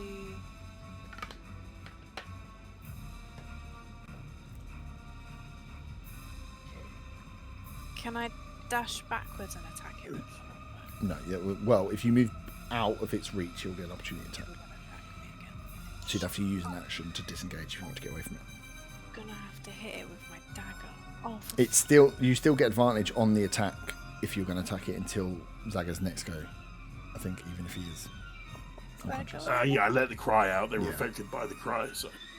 I blow a kiss to Zaga's unconscious body because 25 to hit with advantage. Nice. Against the bestiary, so that uses the advantage. That hits. God. What you hang on, what are you firing with? My dagger. Oh, your dagger. Okay, good. Yeah. I was gonna say. And it's 6 points of damage. Nice. 6 points of damage. And then can I use my bonus action Mhm. to get my pet to come back Yep. and attack him. Can you move it and attack it? Have it attack? Uh, I think you can do one or t'other.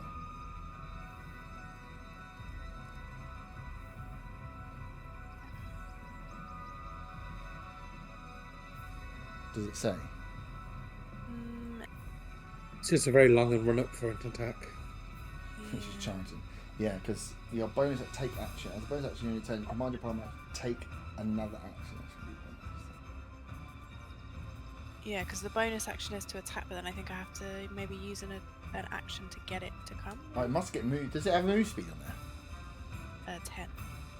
10 Yeah. foot speed So- and then 60 flying. So, okay, so you've got 60-foot flying speed. So yes, it must be able to move, and then you have to use your bonus action to tell it to attack. Okay, can I do that for the next round then? For my bonus action now, I'd like to tell it to attack on the next round.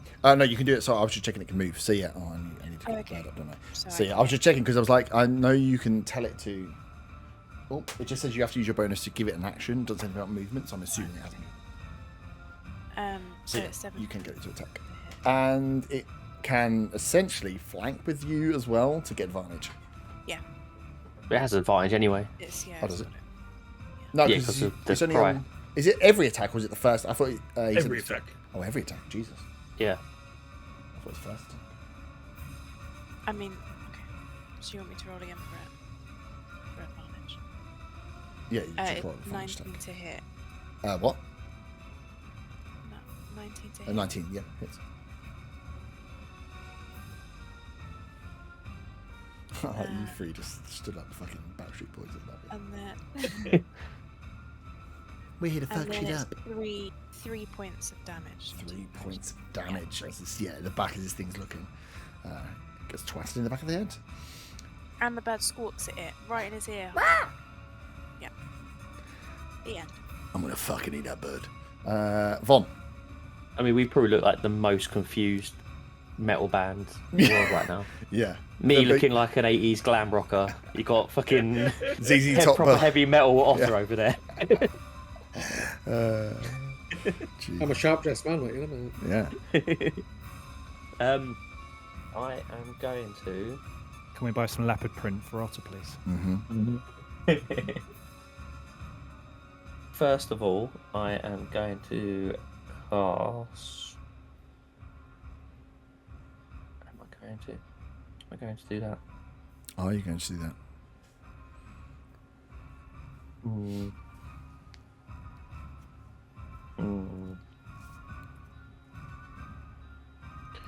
Yeah, I'm going to cast Healing Spirit on where Zaga is lying. Okay. This is new. Huh? This is new. It's Yeah. new. Yes. What is the form of your healing spirit? It's going to be in the form. What beast do I pick for the form of the Healing Spirit? Something with giant balls that can teabag into health.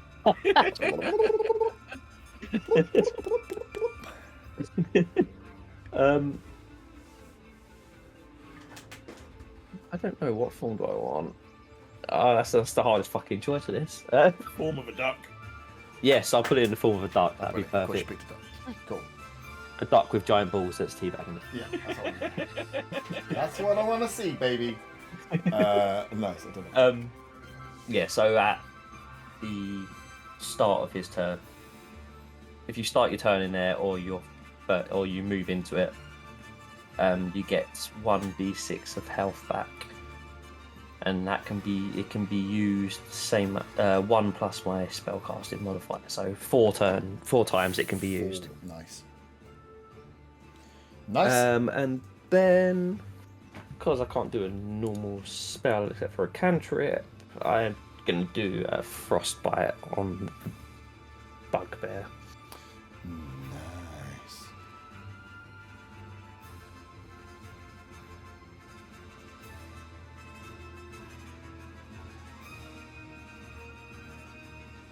But can't save.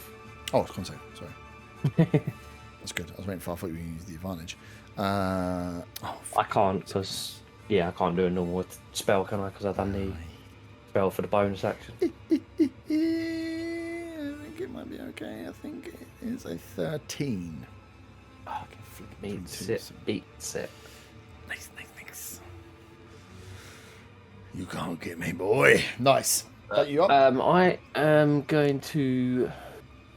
I'm going to move over towards the other shop to the left, so we're not just lined up perfectly there, all three of us together, because that's never a good idea. How far? That's 20. One step back. 25. Yeah, that'll do. Nice. Arta, you're up. Right. So Zaga's being healed, we think. Well, yeah. He's been teabagged by a spectre. seen a Yeah, no, I'm just spectral working on the duck. basis of what Arta would know. It's a spectral duck, so maybe he's going to Zaga Heaven? How's the bugbear looking?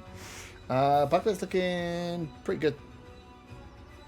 He's looking really angry and like he's fucking wants to fight.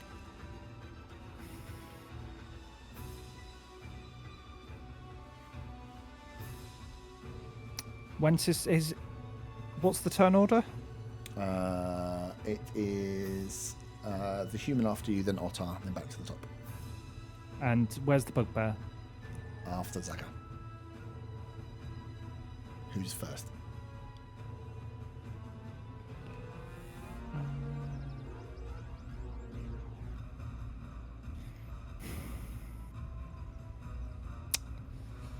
Can I ask you to make a wisdom saving throw, please? I will not. This is really testing. For the Because bugbear, I right? have a small straight piece of iron right here. You have a small trace piece of iron, did you say? A small straight piece of iron. Oh, do you? He was going to do what I was going to do. Wisdom. Oh, were you going to do the same thing? That's what I was asking about turn order. You worked it out. Wisdom save. Yeah. Advantage on. Let me just check all the fucking shit I did. Cool. Advantage on wisdom saving throws, did No, you I say? didn't say that. It's 12. That's a fail. The humanoid that I can see within range is paralyzed for the duration. On each of its turns, it can make a wisdom saving throw to stop it. What's the DC on a wisdom saving throw? 14. Okay. And then... What does paralyze do? We haven't come across that. It's hold person. It's hold person spell. Yeah, but like I believe you get... He can't move, can't make reactions. I don't know if you get advantage. Yeah, you do Yeah. with melee attacks and spells, I believe. Was Oh, the you're iron thing in. a magic wand? No. Does it... So it can't attack either. Unless it... At the end of its turn.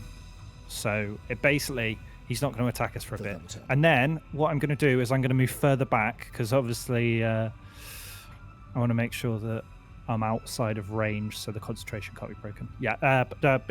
there. That's 20. You can go back further if you want. No, I don't want to go too much further because I want to be able to run in if I need to. Okay. Nice. Oh yeah, I need a concentration on me as well for the healing spirit. Oh, Jesus Christ. Yeah. Is anyone not? Everything's concentration. Why is everyone concentrating? Everything is Oh, concentration. have you got paralyzed? I Jobby? do, yeah. I just like those aesthetics. You know, it's all about the visual cues. Oh shit. Hey, the paralyzed thing, yes, this dark blue. Oh, My poor little boy. love it. Right, Nice. that's it. Good. I can go back. Fucking flicking between the two. I was like, that's be good. I'll just use one at a time. I forgot you guys actually attack. So I have to do saving throws and shit. Come on! D&D Beyond, load. Thank you. 30 foot.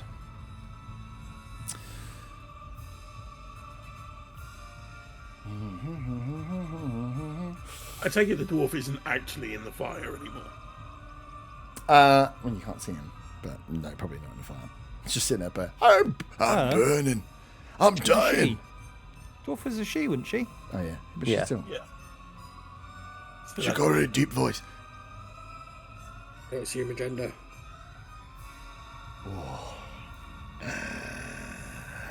Oh, see, I feel like you were being a dick, so maybe I should be a dick. 5. If you do something cruel, I'm casting Fog 20, Cloud. 25, 30. You see, as the bugbear just pauses with rage, the human fighter comes out, sees the down body of Zaga, and just grabs him. As you're unconscious, you will be grappled. So he grapples you up, holds him in front, and just holds his sword out against Zaga's lifeless body. Just says to you guys, "I don't know who the fuck you are, but you just fuck off now, or this kobold's gonna fucking get it." And he's gonna hold an action. Is that the guy from the shop? No, this is the human No, this is the with the human. bugbear. Yeah. Otter, you are up. The bugbear is paralyzed. The kobold is grappled in, and that means he was pulled out of the healing spirit. Essentially, he's been held in is a lifeless body. Essentially, ragdoll longsword to his throat as he's saying it out to you lot here. Can the humanoids make a wisdom saving throw, please?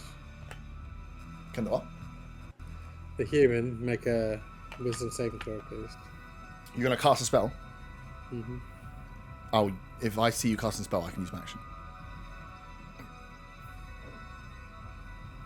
Which will be an automatic crit against a lifeless body. It's a good thing you can't see him because there's a bugbear stood still in the way, and bugbears are quite big and bulky.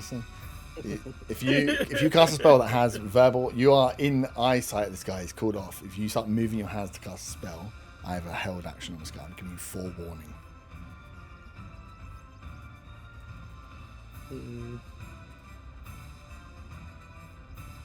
You can do it, but I've held action before can be triggered on essentially whatever I've defined as an aggressive movement. A spell would be an aggressive movement.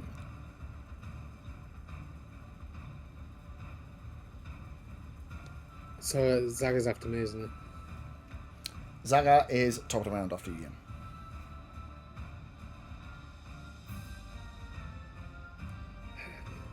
You fuck. You think I'm just gonna let you try and paralyze him? Really? Think again, son.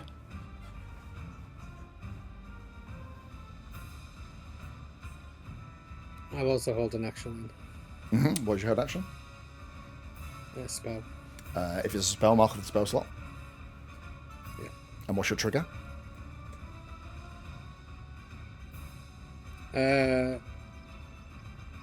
Any sort of movement from the human. Okay. So you start to, as you go to cast the spell within your hands, he literally pushes the slong, and it's mental because this sword is probably longer than Zaga, right? He just Does he have long enough arms? yeah, he just, let's say he does. As he sees you pushing, he's like, "I'm not fucking around," and you see him just like nick into like the neck. Thematically, we're not going to do any death saves for it, where you then see that blood is starting to draw out from where he's in. He's got the long sword into the neck of Zaga as he sees you cast up a spell within your hands. Zaga, can you roll a death save, please, and ping me the number? Yeah. Roll. The thing is up. The bugbear is up. Was it a what was his save? A whiz. Yeah, it's a wisdom. Wisdom save. Oh, fucking hell, what a 5. The bugbear is still paralyzed. Haha. I think it's funny. Faywin, you're up. Oh, I don't want to go. If I do anything, he's going to kill Zaga.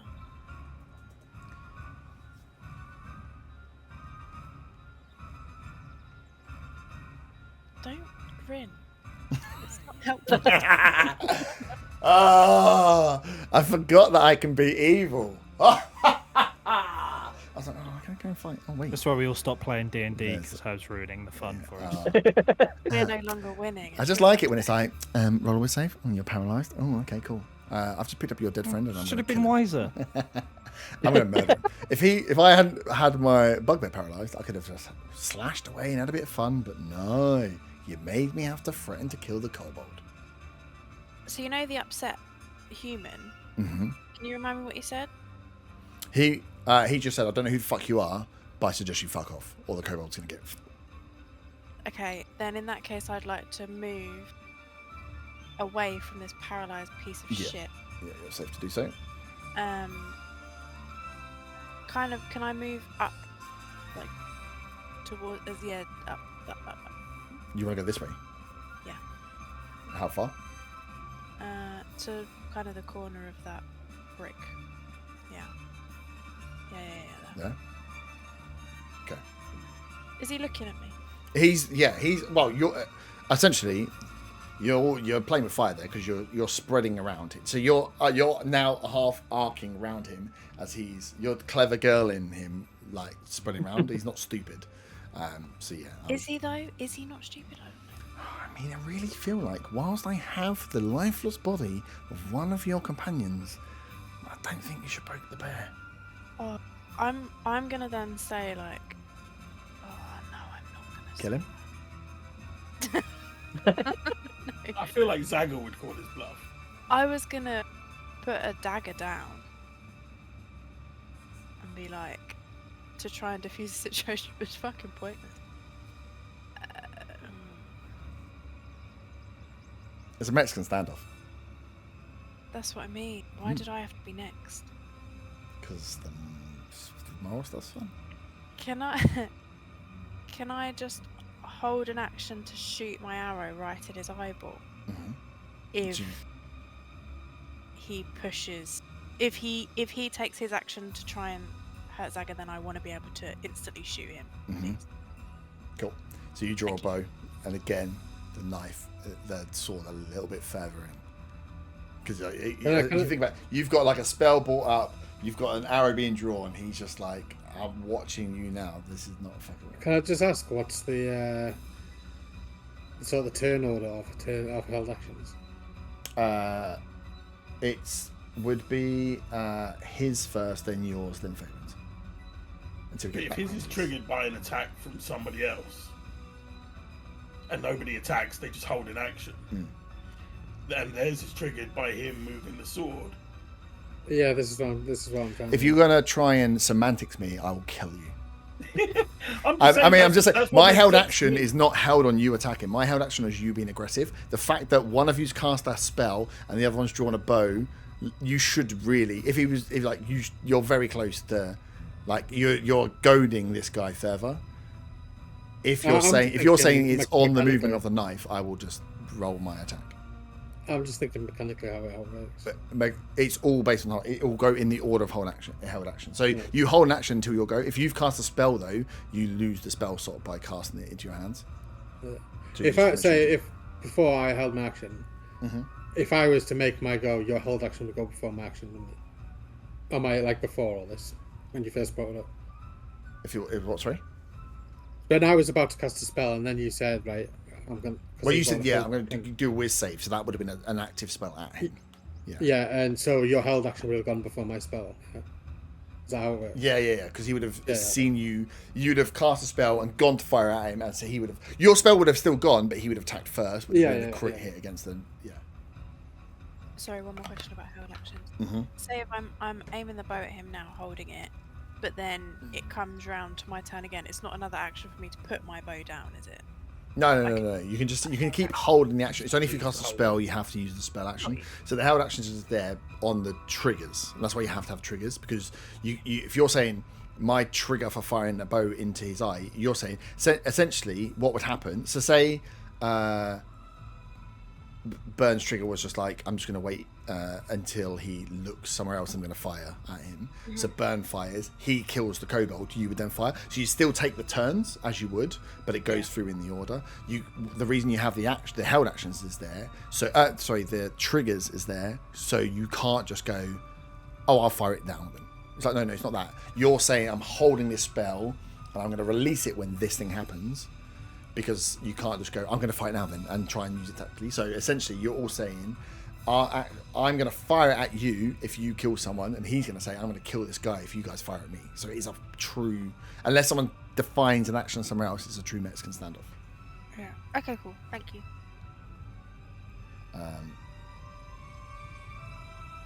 So Von, you're up. Good luck. Um, Can he move the spirit? Hey, could move this spirit. You'd heal me as well, that'd be good. would move in the spirit This is all... be taken as a aggressive act if it heals him? I mean, it's a duck with huge balls, so... Aren't Zaga's death saving throws already happening while we're standing here in the standoff? He's yeah. just He's dying. done one. He's done one. done one. Because we're still... Yeah, that's why we're keeping it initiative as well, just to keep it... Because a conversation would kill Zaga very quickly if he's run death saving every 6 seconds. It would, very quick. What are you doing? Oh, it's Zaga's dead. Don't die yet, Saga. We're just, Yeah. You got one. What you got? Fucking hell.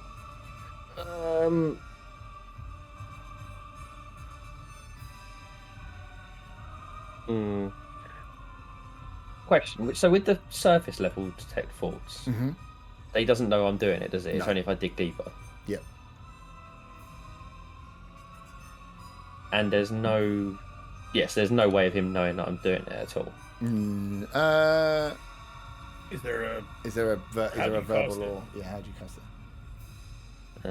It's It's VSM. that's just the weirdest thing to have a verbal thing on, isn't it? Because then you have to then... It's because you can't just sit in a room and then be like, I'm detecting everyone's thoughts. You have to cast it beforehand or do a sleight of hand check, Or- and that's the reason for subtle spell for sorcerers. Yeah, could you do something like try and talk him out and then just do it at the same time? You could. That's you could try and you could definitely try and hide the fact you're casting it. It's just this is the point of this is that what do you think you can get away with? That he's pushed the knife in twice essentially because there's you can see Otter is holding a spell. Fayman's got her bow drawn and he is like just looking at you all.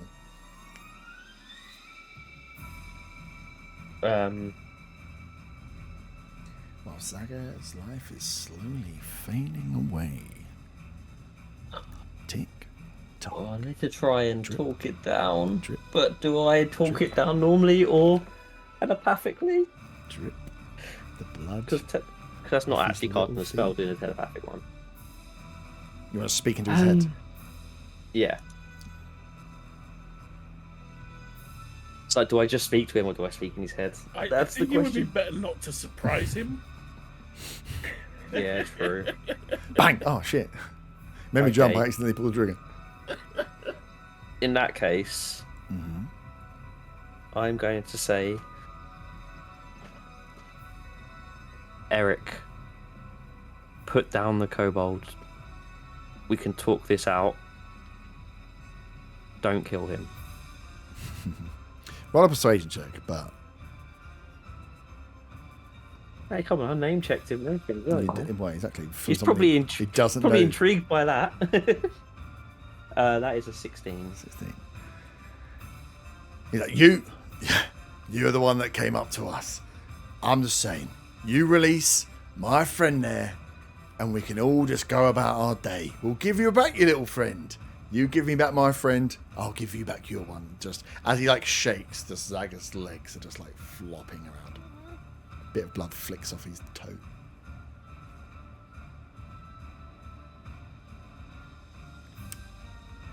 Arthur, you are next. Unless Fawn has anything he wants to do up his sleeve.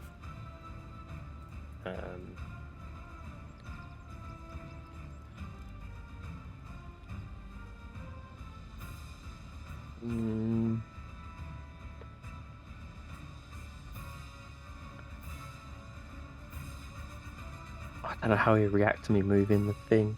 I can do it as a bonus action. Move it onto him and Zaga. Ghosting duck would be cool. It's funny when you come up with a thing and then all of a sudden the circumstances change and you're like, oh no. It's not as funny as it was 2 minutes ago. No, it's just as funny. I can't say anything else to me, but that's much talking we can do. Action, yeah. So I mean, Arthur's up unless you want to do something. You can all hear, like, the silence is palpable with everyone holding stuff here. So Arthur, you'd hear all this conversation going as well. You're not that far. I'm going to stop there then. Arthur.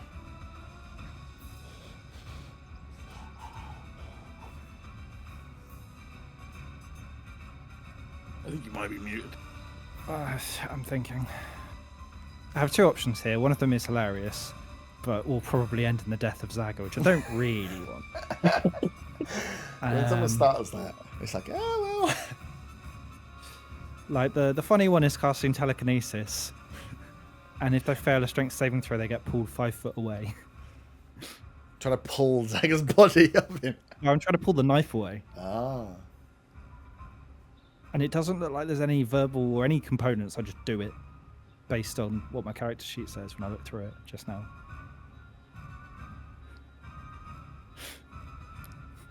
Which would be funny.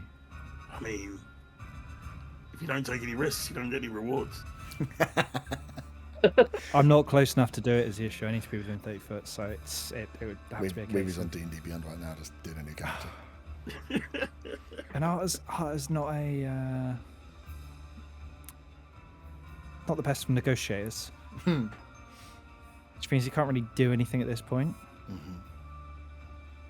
So I think I'll The shout. power is in your hands. Mm-hmm. I'll shout. Right. If I stop your friend being frozen, can you drop our friend on that chicken? That duck. Is that a chicken? Roll a persuasion check. It's not my strong point.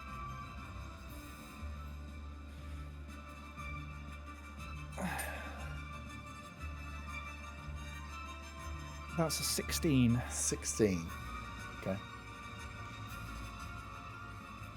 Yeah, as he's there, seeing and now obviously, and then clocking that you are the one holding the spell.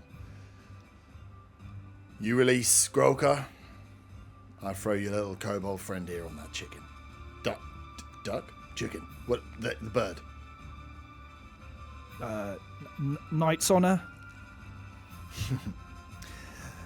There's no honor among knights. Thieves' honor. Works for me. And I click my fingers and end the whole person. Okay. Paralyze releases, and the bugbear just moves himself. Well, doesn't actually move himself. Nice. Oh, and you're not concentrating anymore. I was concentrating on how to diffuse the situation. It's not one of my strong points. That's nice. That's good. Cool. It's his go.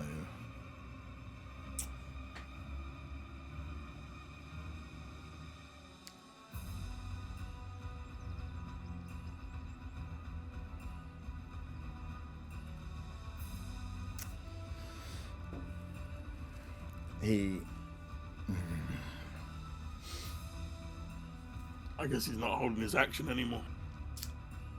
He's got a new. Yeah, so he's got a new. Well, it's his turn, right? So his old action, is gone. But what he holds after.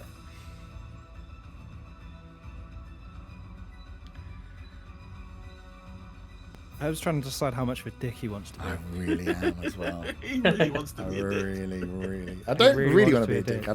I just really like when I can just flip the situation quickly. And I know what I want to do. Okay. He is going to.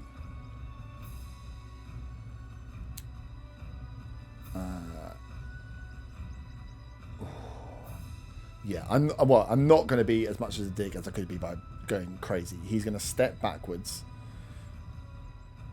to the corner for cover and chuck your lifeless body onto the duck. Onto the duck. Which isn't going to cause any bludgeoning damage. You're not going to take any save and stuff from it. Make sure don't his even know mouth if is by the balls. I don't even know that if what the duck does. I just assumed it did something it because does. Wombrand did it. It does. Obviously, I know like out of character, but in character, I've Yeah. never seen this before. He's got no idea what's going on. He just assumes the duck's there for a reason. Seeing that he's obviously moved his knife, can I use my hold action? No, this is what I was going to say. This is what I was saying, because your held action was held for him making an aggressive move, putting Zaga on. I mean, he's thrown me 10 feet. Okay, we'll go back and kill you if you want. This is why. That's what I said. You can't. Held actions have to be used for triggers. Specific. The triggers have to be for this exact reason, because you I can't said, change the rules of the game. I'll not be as much of a dick with semantics, but I did say a sudden movement of his knife. It wasn't a sudden Did movement. he suddenly move his knife? You want to play this game? Do you want to play this game? Do you want to play this game? I'll let you fire it if you want to play this game. I'll fucking kill you myself. I I'll will- have to roll another character. No, that's fine. I said I wasn't going to be a dick. Because I will fucking kill Zaga. And I will blame you for it. He throws him back and he shouts out to Grolka, "Grolka, let's go!" And you see him cast up into... and you see him cast a spell. With like the sword comes back, and then out of his right hand, you see this purple energy start to pour around as he seems to be holding something now. As he's essentially the fucking Chris Pratt Jurassic Park backing up with you lot as raptors with something held, waiting for Grolka to move. He is making his way backwards. Otter, it's your turn. That spell slot has gone, but it's your. The plate is now especially set. This is the board. You can see he's holding something as he's stepping back, calling to Grolka. The paralyze is gone, and Zaga is on the thing. So your held action you can't use, but you have your free actions now. How far away is the human from there? 50. Did you say he was holding an action? He's holding. You can see he has his as he threw down Zaga. I'm still holding the sword, and in his spare hand, he is holding some purple energy. I cast darkness on him. You got dark or something. Mm-hmm. How far is the darkness? 60 foot. On him. Yep. So easy to get that. Cool. 60 foot. And it has a 15-foot radius. 15 foot ray. So it's a Same 30 thing. Yeah, Oh, it's the same thing as last time. Yeah. Cool. So Zaga disappears. So now Zaga's in it as well. Yeah, but surely Zaga should be healed, hopefully. There's When he gets verbal. back Yeah. to There's his verbal. turn. There's it's got VSM on it, right? It's got verbal and semantics and shit on there. Wasn't Saga's turn VM, after- verbal, and like the thing component. Cool. Just verbal, not semantics.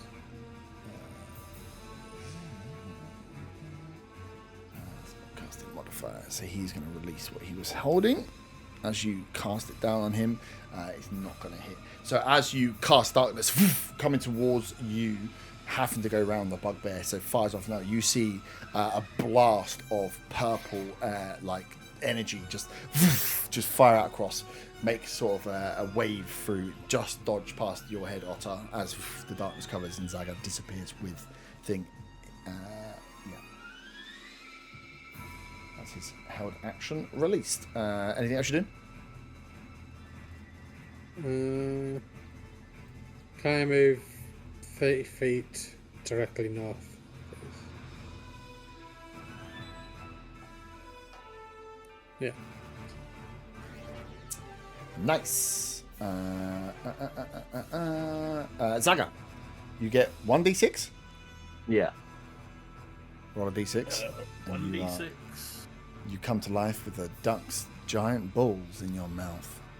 And But you can't see them. You can't see the balls. oh yeah, you can't see anything. Actually, yeah, you come back to life in Can't pitch see shit. black. Ah, where the fuck am I? Don't worry, Zaga.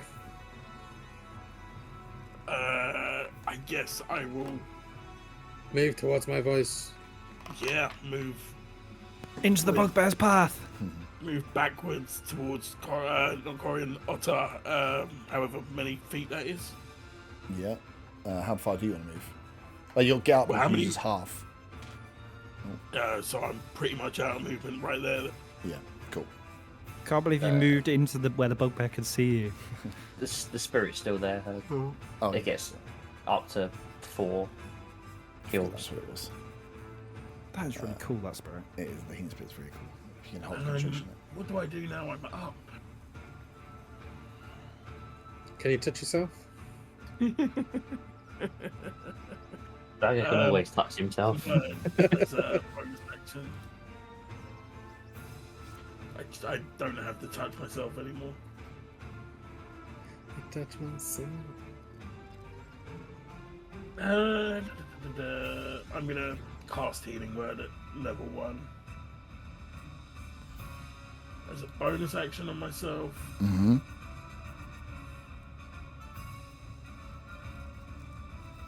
And do I have to be able to see?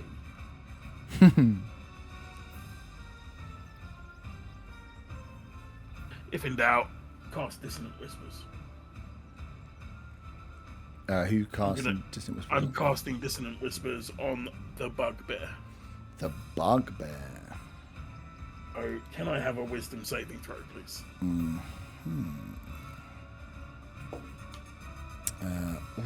That's a 12. That is a fail. That is 11 points of psychic damage, Yeah.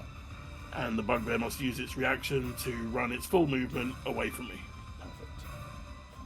15, 20, Straight into Arthur. Does the weasel get an attack of opportunity? It's not a weasel, it's the bird. Does the bird get an attack of opportunity?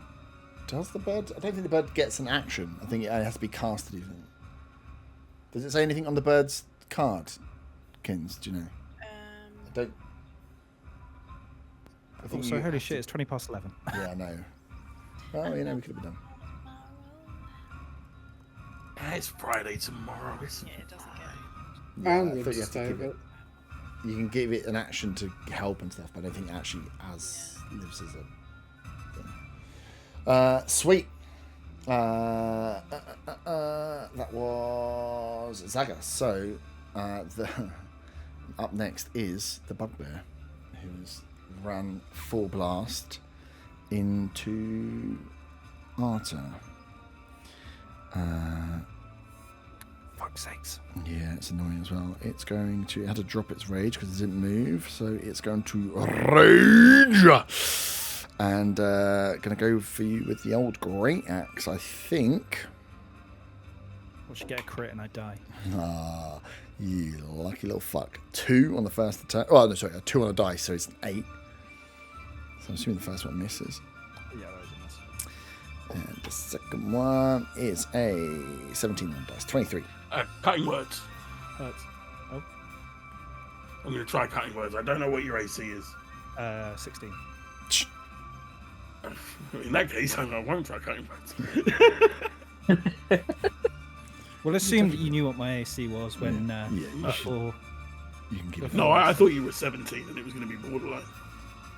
Well, beats it. So there's no way I can. I will mark off an inspiration for that because I was going to do it. Oh, yeah, bastard. But there's no way I can save you. That's fine. I rolled super bad. 9 points of slashing damage as the first great axe misses and the second one comes through, claps you. And Is that all you got, hairy man? that's all you can do for My me. cutting words, that is. When you hit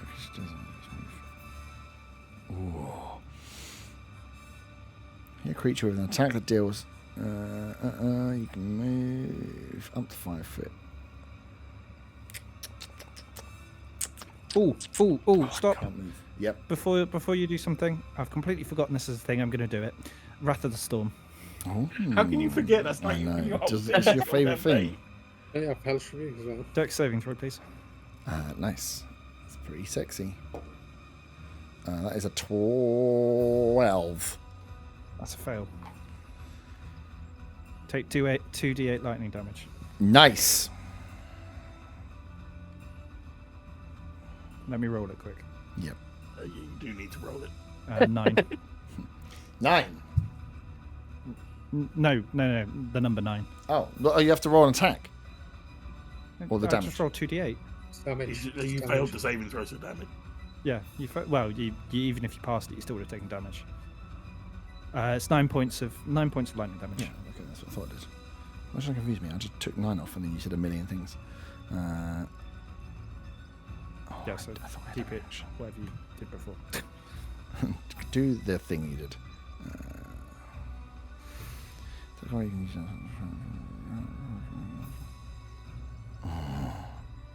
Cool. That's it. Is he going to try and move any further?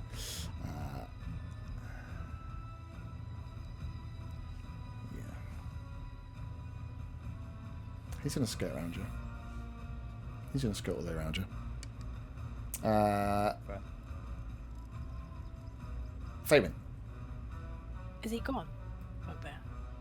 The bug? No. Oh, he's behind. Hiding Arta. behind me. He's The on. problem is I've probably still got my disguised self on, so there's 2 bugbears. One smaller. There is.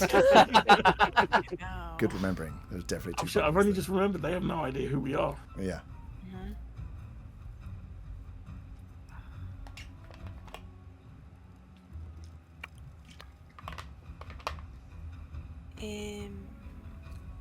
What language does a bugbear speak? Cool.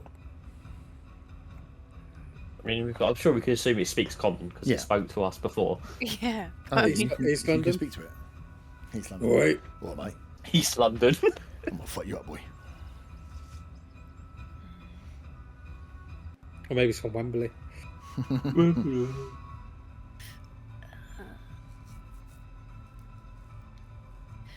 I want to say to Ottar, like quite hushed, but enough that he can hear me, just not shouting it. Mm-hmm. They're more valuable alive than dead.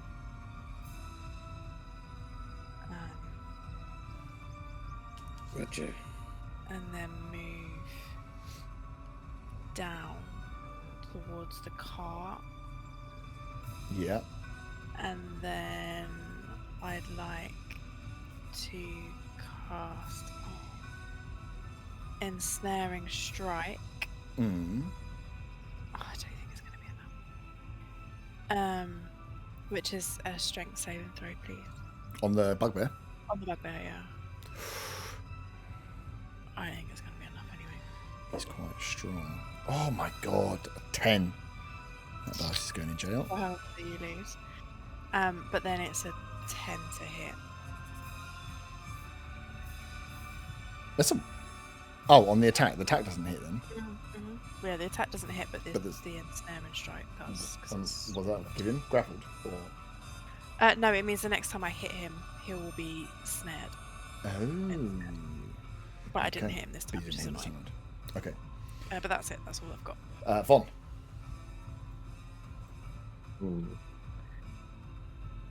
So I wouldn't have heard what Fame just said. Mm-mm. Mm-hmm. I fucking hate bugbears. Mm-hmm. Rolling out 1 and decapitate me. Yeah, I get so enraged I kill both bugbears. Mhm. Right.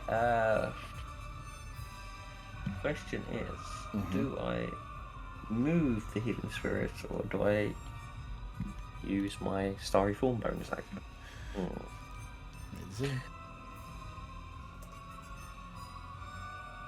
I am going to. I think. Can I move the healing spirit when I can't see it in darkness? Yeah, but it's on the cusp of the darkness. And you knew roughly, you knew where you put it. Okay, I'm gonna move my healing spirit on top of Zaga again. Cool. So Zaga gets the D6 now, right? No, I didn't. No, move when into it's it his moved turn. onto me. Oh. Yeah, when it's his turn, he I gets thought it was it. if you pass through it. Is it if you It's pass either through if you start your turn or pass through it Oh, okay. on your turn. Not if it passes through you. It's the same. It's the same as Moonbeam. Yeah. Effectively. Except it's a shape of a duck with huge balls. Yeah. Yeah, exactly. Yeah. Yes. I mean, I kind of want to do that as Moonbeam now. Just a giant duck with giant balls as the Moonbeam. And I'm going to step to the side a bit more so I get a clear shot of the bugbear. Mm-hmm. I'm assuming I'll be able to tell the difference between Arthur's bugbear and the other bugbear. Does Yeah. Arthur's bugbear still have the hat on? I'm Yeah. assuming it does. It has to, otherwise he wouldn't be a bugbear. Yeah. Okay. I so think yeah, it says I the think- disguise can get rid of that though, but unless I don't I'm know honestly if not disguise sure, has- but Yeah, I would it be says it. smaller than the bugbear Yeah. that's right. And you walked up the road with him, so Yeah. He knows what okay. I'm wearing. yeah. So yeah, I'm gonna cast off a guiding bolt. At... You can tell which one's me because my bugbear has got dyed tips. Frosted tips. I like it. Good Cool. fucking What's the roll? frosted tips. That is 22 to hit. That definitely hits.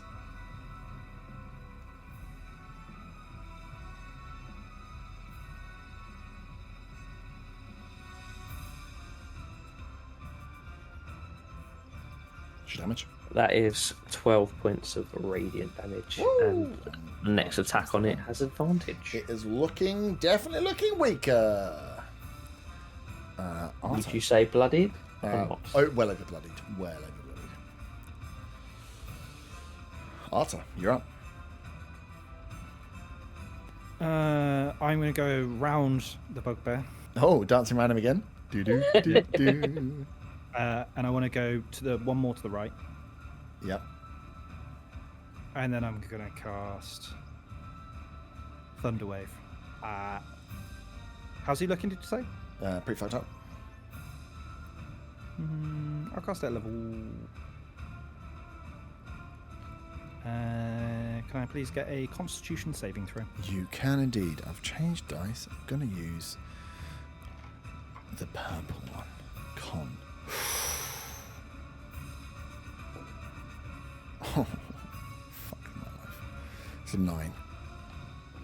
That's a fail. I'm channeling my divinity. That's 16 points of thunder damage, and he gets pushed back 10 foot.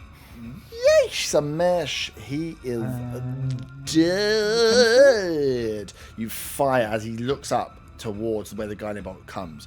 You just see this thunder strike go through. As you fire him 10 foot as a dead body of this hulking bugbear flies forward, a victim of shit fucking rolls. I'm just imagining a Bethesda style He has a ragdoll. plus 6 to Constitution. I rolled a 3 on the dice. Plus 6. Plus 6, and you roll a 3 on the dice. It's Well, he was still gonna take 8 damage regardless because I was channeling my divinity. Oh, that wouldn't have been Half enough. damage. It was the full thing. No, But then I would have you 10 did above footed 1 him point. towards everyone else. So yeah, he goes down, and as you look up, he looks into your eyes where that kind of bolt came from, Von. And he was getting ready to fucking come for you as this lightning bolt just literally. As this happens, I put my you see sort of electric, and you hear the sort of crackle, especially on the cage. Just hear like the sizzle. The wood is slightly tinged, and you just see. I put my thumb up to Von Van and wink.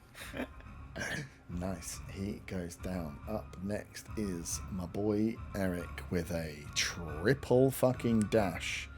That boy, in a cloud of darkness, is running off. But can I just ask, is he dead, or does he have death saving throws like we do? He is dead. He could have death saving throws, but I'm just thinking in terms of keeping him. Yeah. You would Does have the had to say darkness- you didn't want to kill him if you wanted to. Oh, yeah, we wanted to knock him out. No, I couldn't use a healing word on him now to bring him back. He got electrified to death. I just It have a wasn't like question got about the bombed running away, though. No, Yep. not to actually interrogate him or anything. I wanted to bring him back so I could get the fucking final blow on him. down. Oh, yeah. Fucking Arthur. is the hero. Raise him from the dead and kill him again. He No, defused the, the situation and then he killed the bugbear. He's the hero. The running away? The question is, the running away guy, the darkness was on him. Yeah. So it stays on him, Yeah. like a tree, right? Yeah. So how does he know where he's running to? That's a very good point. Just runs into a wall. Kills himself with bludgeoning he's got damage skills. from running into Knocks walls. himself out. He's got skills. Yeah. I mean, it He's got is danger 11:35, so I won't argue too much. He has advantage on dex saving throws when he's blinded. So he has danger sense and he can find his way back. But yeah, you just see this orb of darkness fucking highlighted. The guy's got 2 actions and he's movement. So he's full dashing. So the orb is disappearing, but we can come back to whether you want to follow the orb or not follow the orb or pick up from there next time. Because he will have an orb of darkness for a bit longer as he essentially runs off to find it and scurry away. Zaga just wants the gauntlets that the bugbear had. Well, you are quite far away from them. Arta is much closer. We can have a roll-off race. It'll be next time. But yeah, I think that's quite long enough. I can't believe that, man. Built a fucking barbarian and he missed all these attacks. But good. End of combat. Got held person and everything. Fucking held person. Fucking didn't get anywhere nearer to use any of these fucking cool reaction stuff. But yeah, GG. She managed to take him down. Wasn't overly strong. I like that. Worked well. You survived just about to live another day.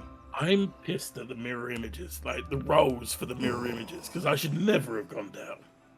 All I needed was an 8 a bunch of times. You absolutely slapped at the very beginning and then paid the karma price. Well, essentially, you were like, I'm just going to step in here and stab these 2 people. And then it was like, oh, wait, that means that there's at least a round where I get attacked a lot. Well, that's why I was hoping on the surprise round so I could cast the mirror image. And then the next round, disengage and move away. And if anyone attacked me, hopefully the duplicates would tank the attacks. No. But I couldn't roll an 8, apparently. Couldn't roll an 8. Well, I mean, I couldn't roll above a 5. So, who's the real loser? Oh. Right, one dead. But 1 got away.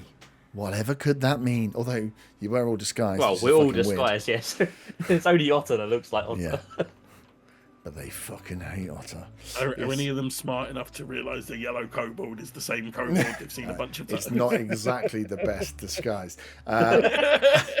But also, I mean, it was a 29 disguise. Disguise in yeah. plain sight. I mean, it's a good disguise, but you're still a kobold. Oh, also, I mean, these guys aren't just like, they don't just hate you, right? They hate a lot of people and the Red Hoods, so True. They know people are after him. It's not just that you guys are after him. But yes, there is a bugbear with some gauntlets on his hands who is dead, and there is a human fighter that has run off into the walls, absorbed in darkness for another hour. How long is it going for? Darkness is 10 minutes. Oh, good. 10 minutes. So, yeah, we'll come back to see whether you want to chase an orb for 10 minutes or not, and the aftermath. GG's.